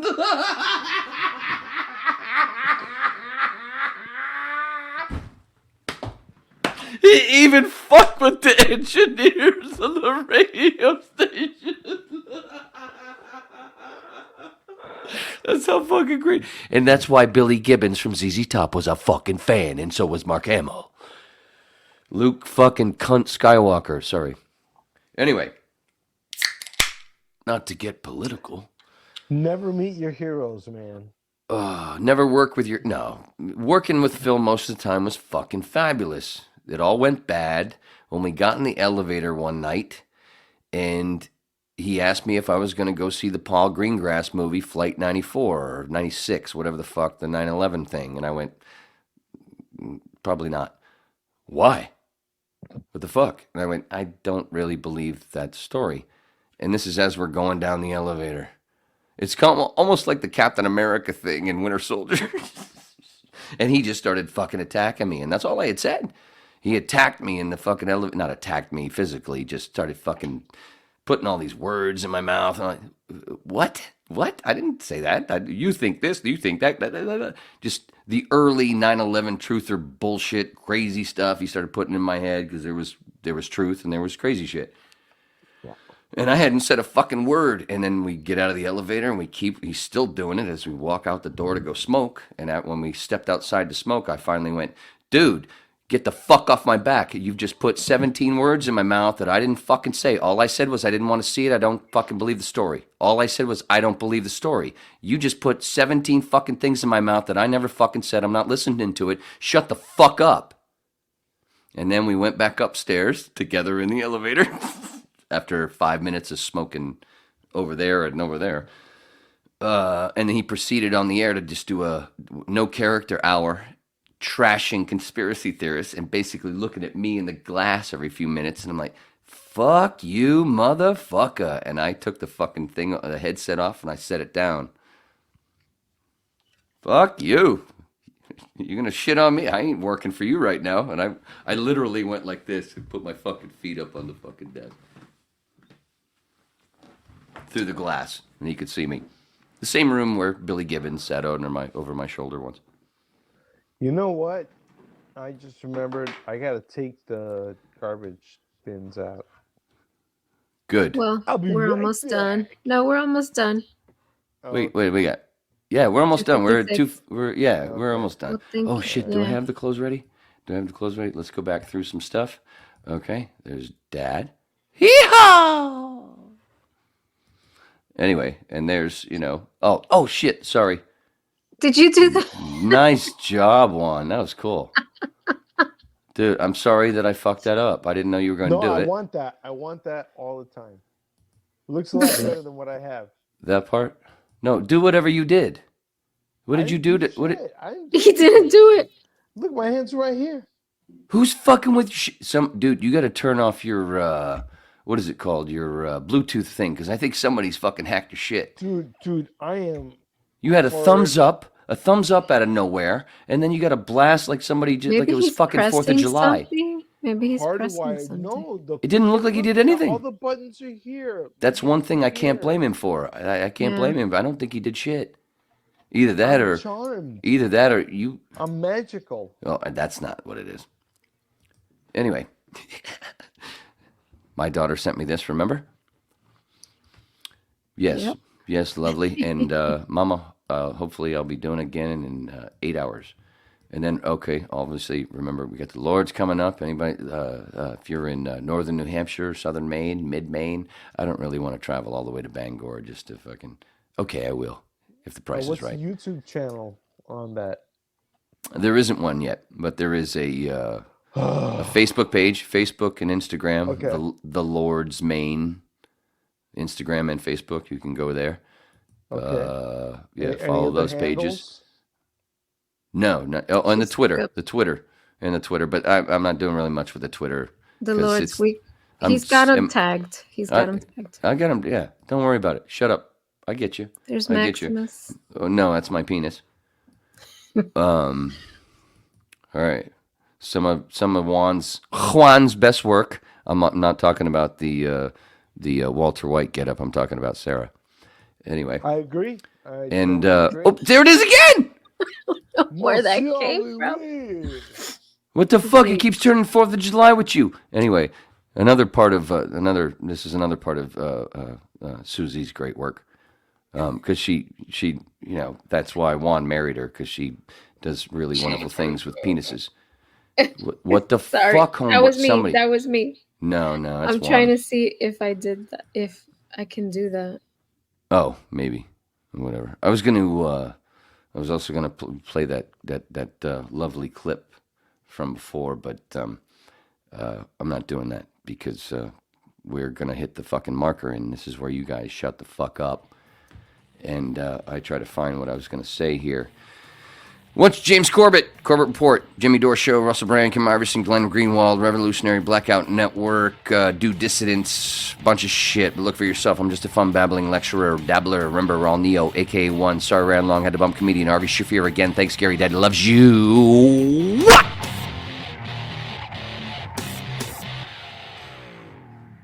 Messing with my peebles.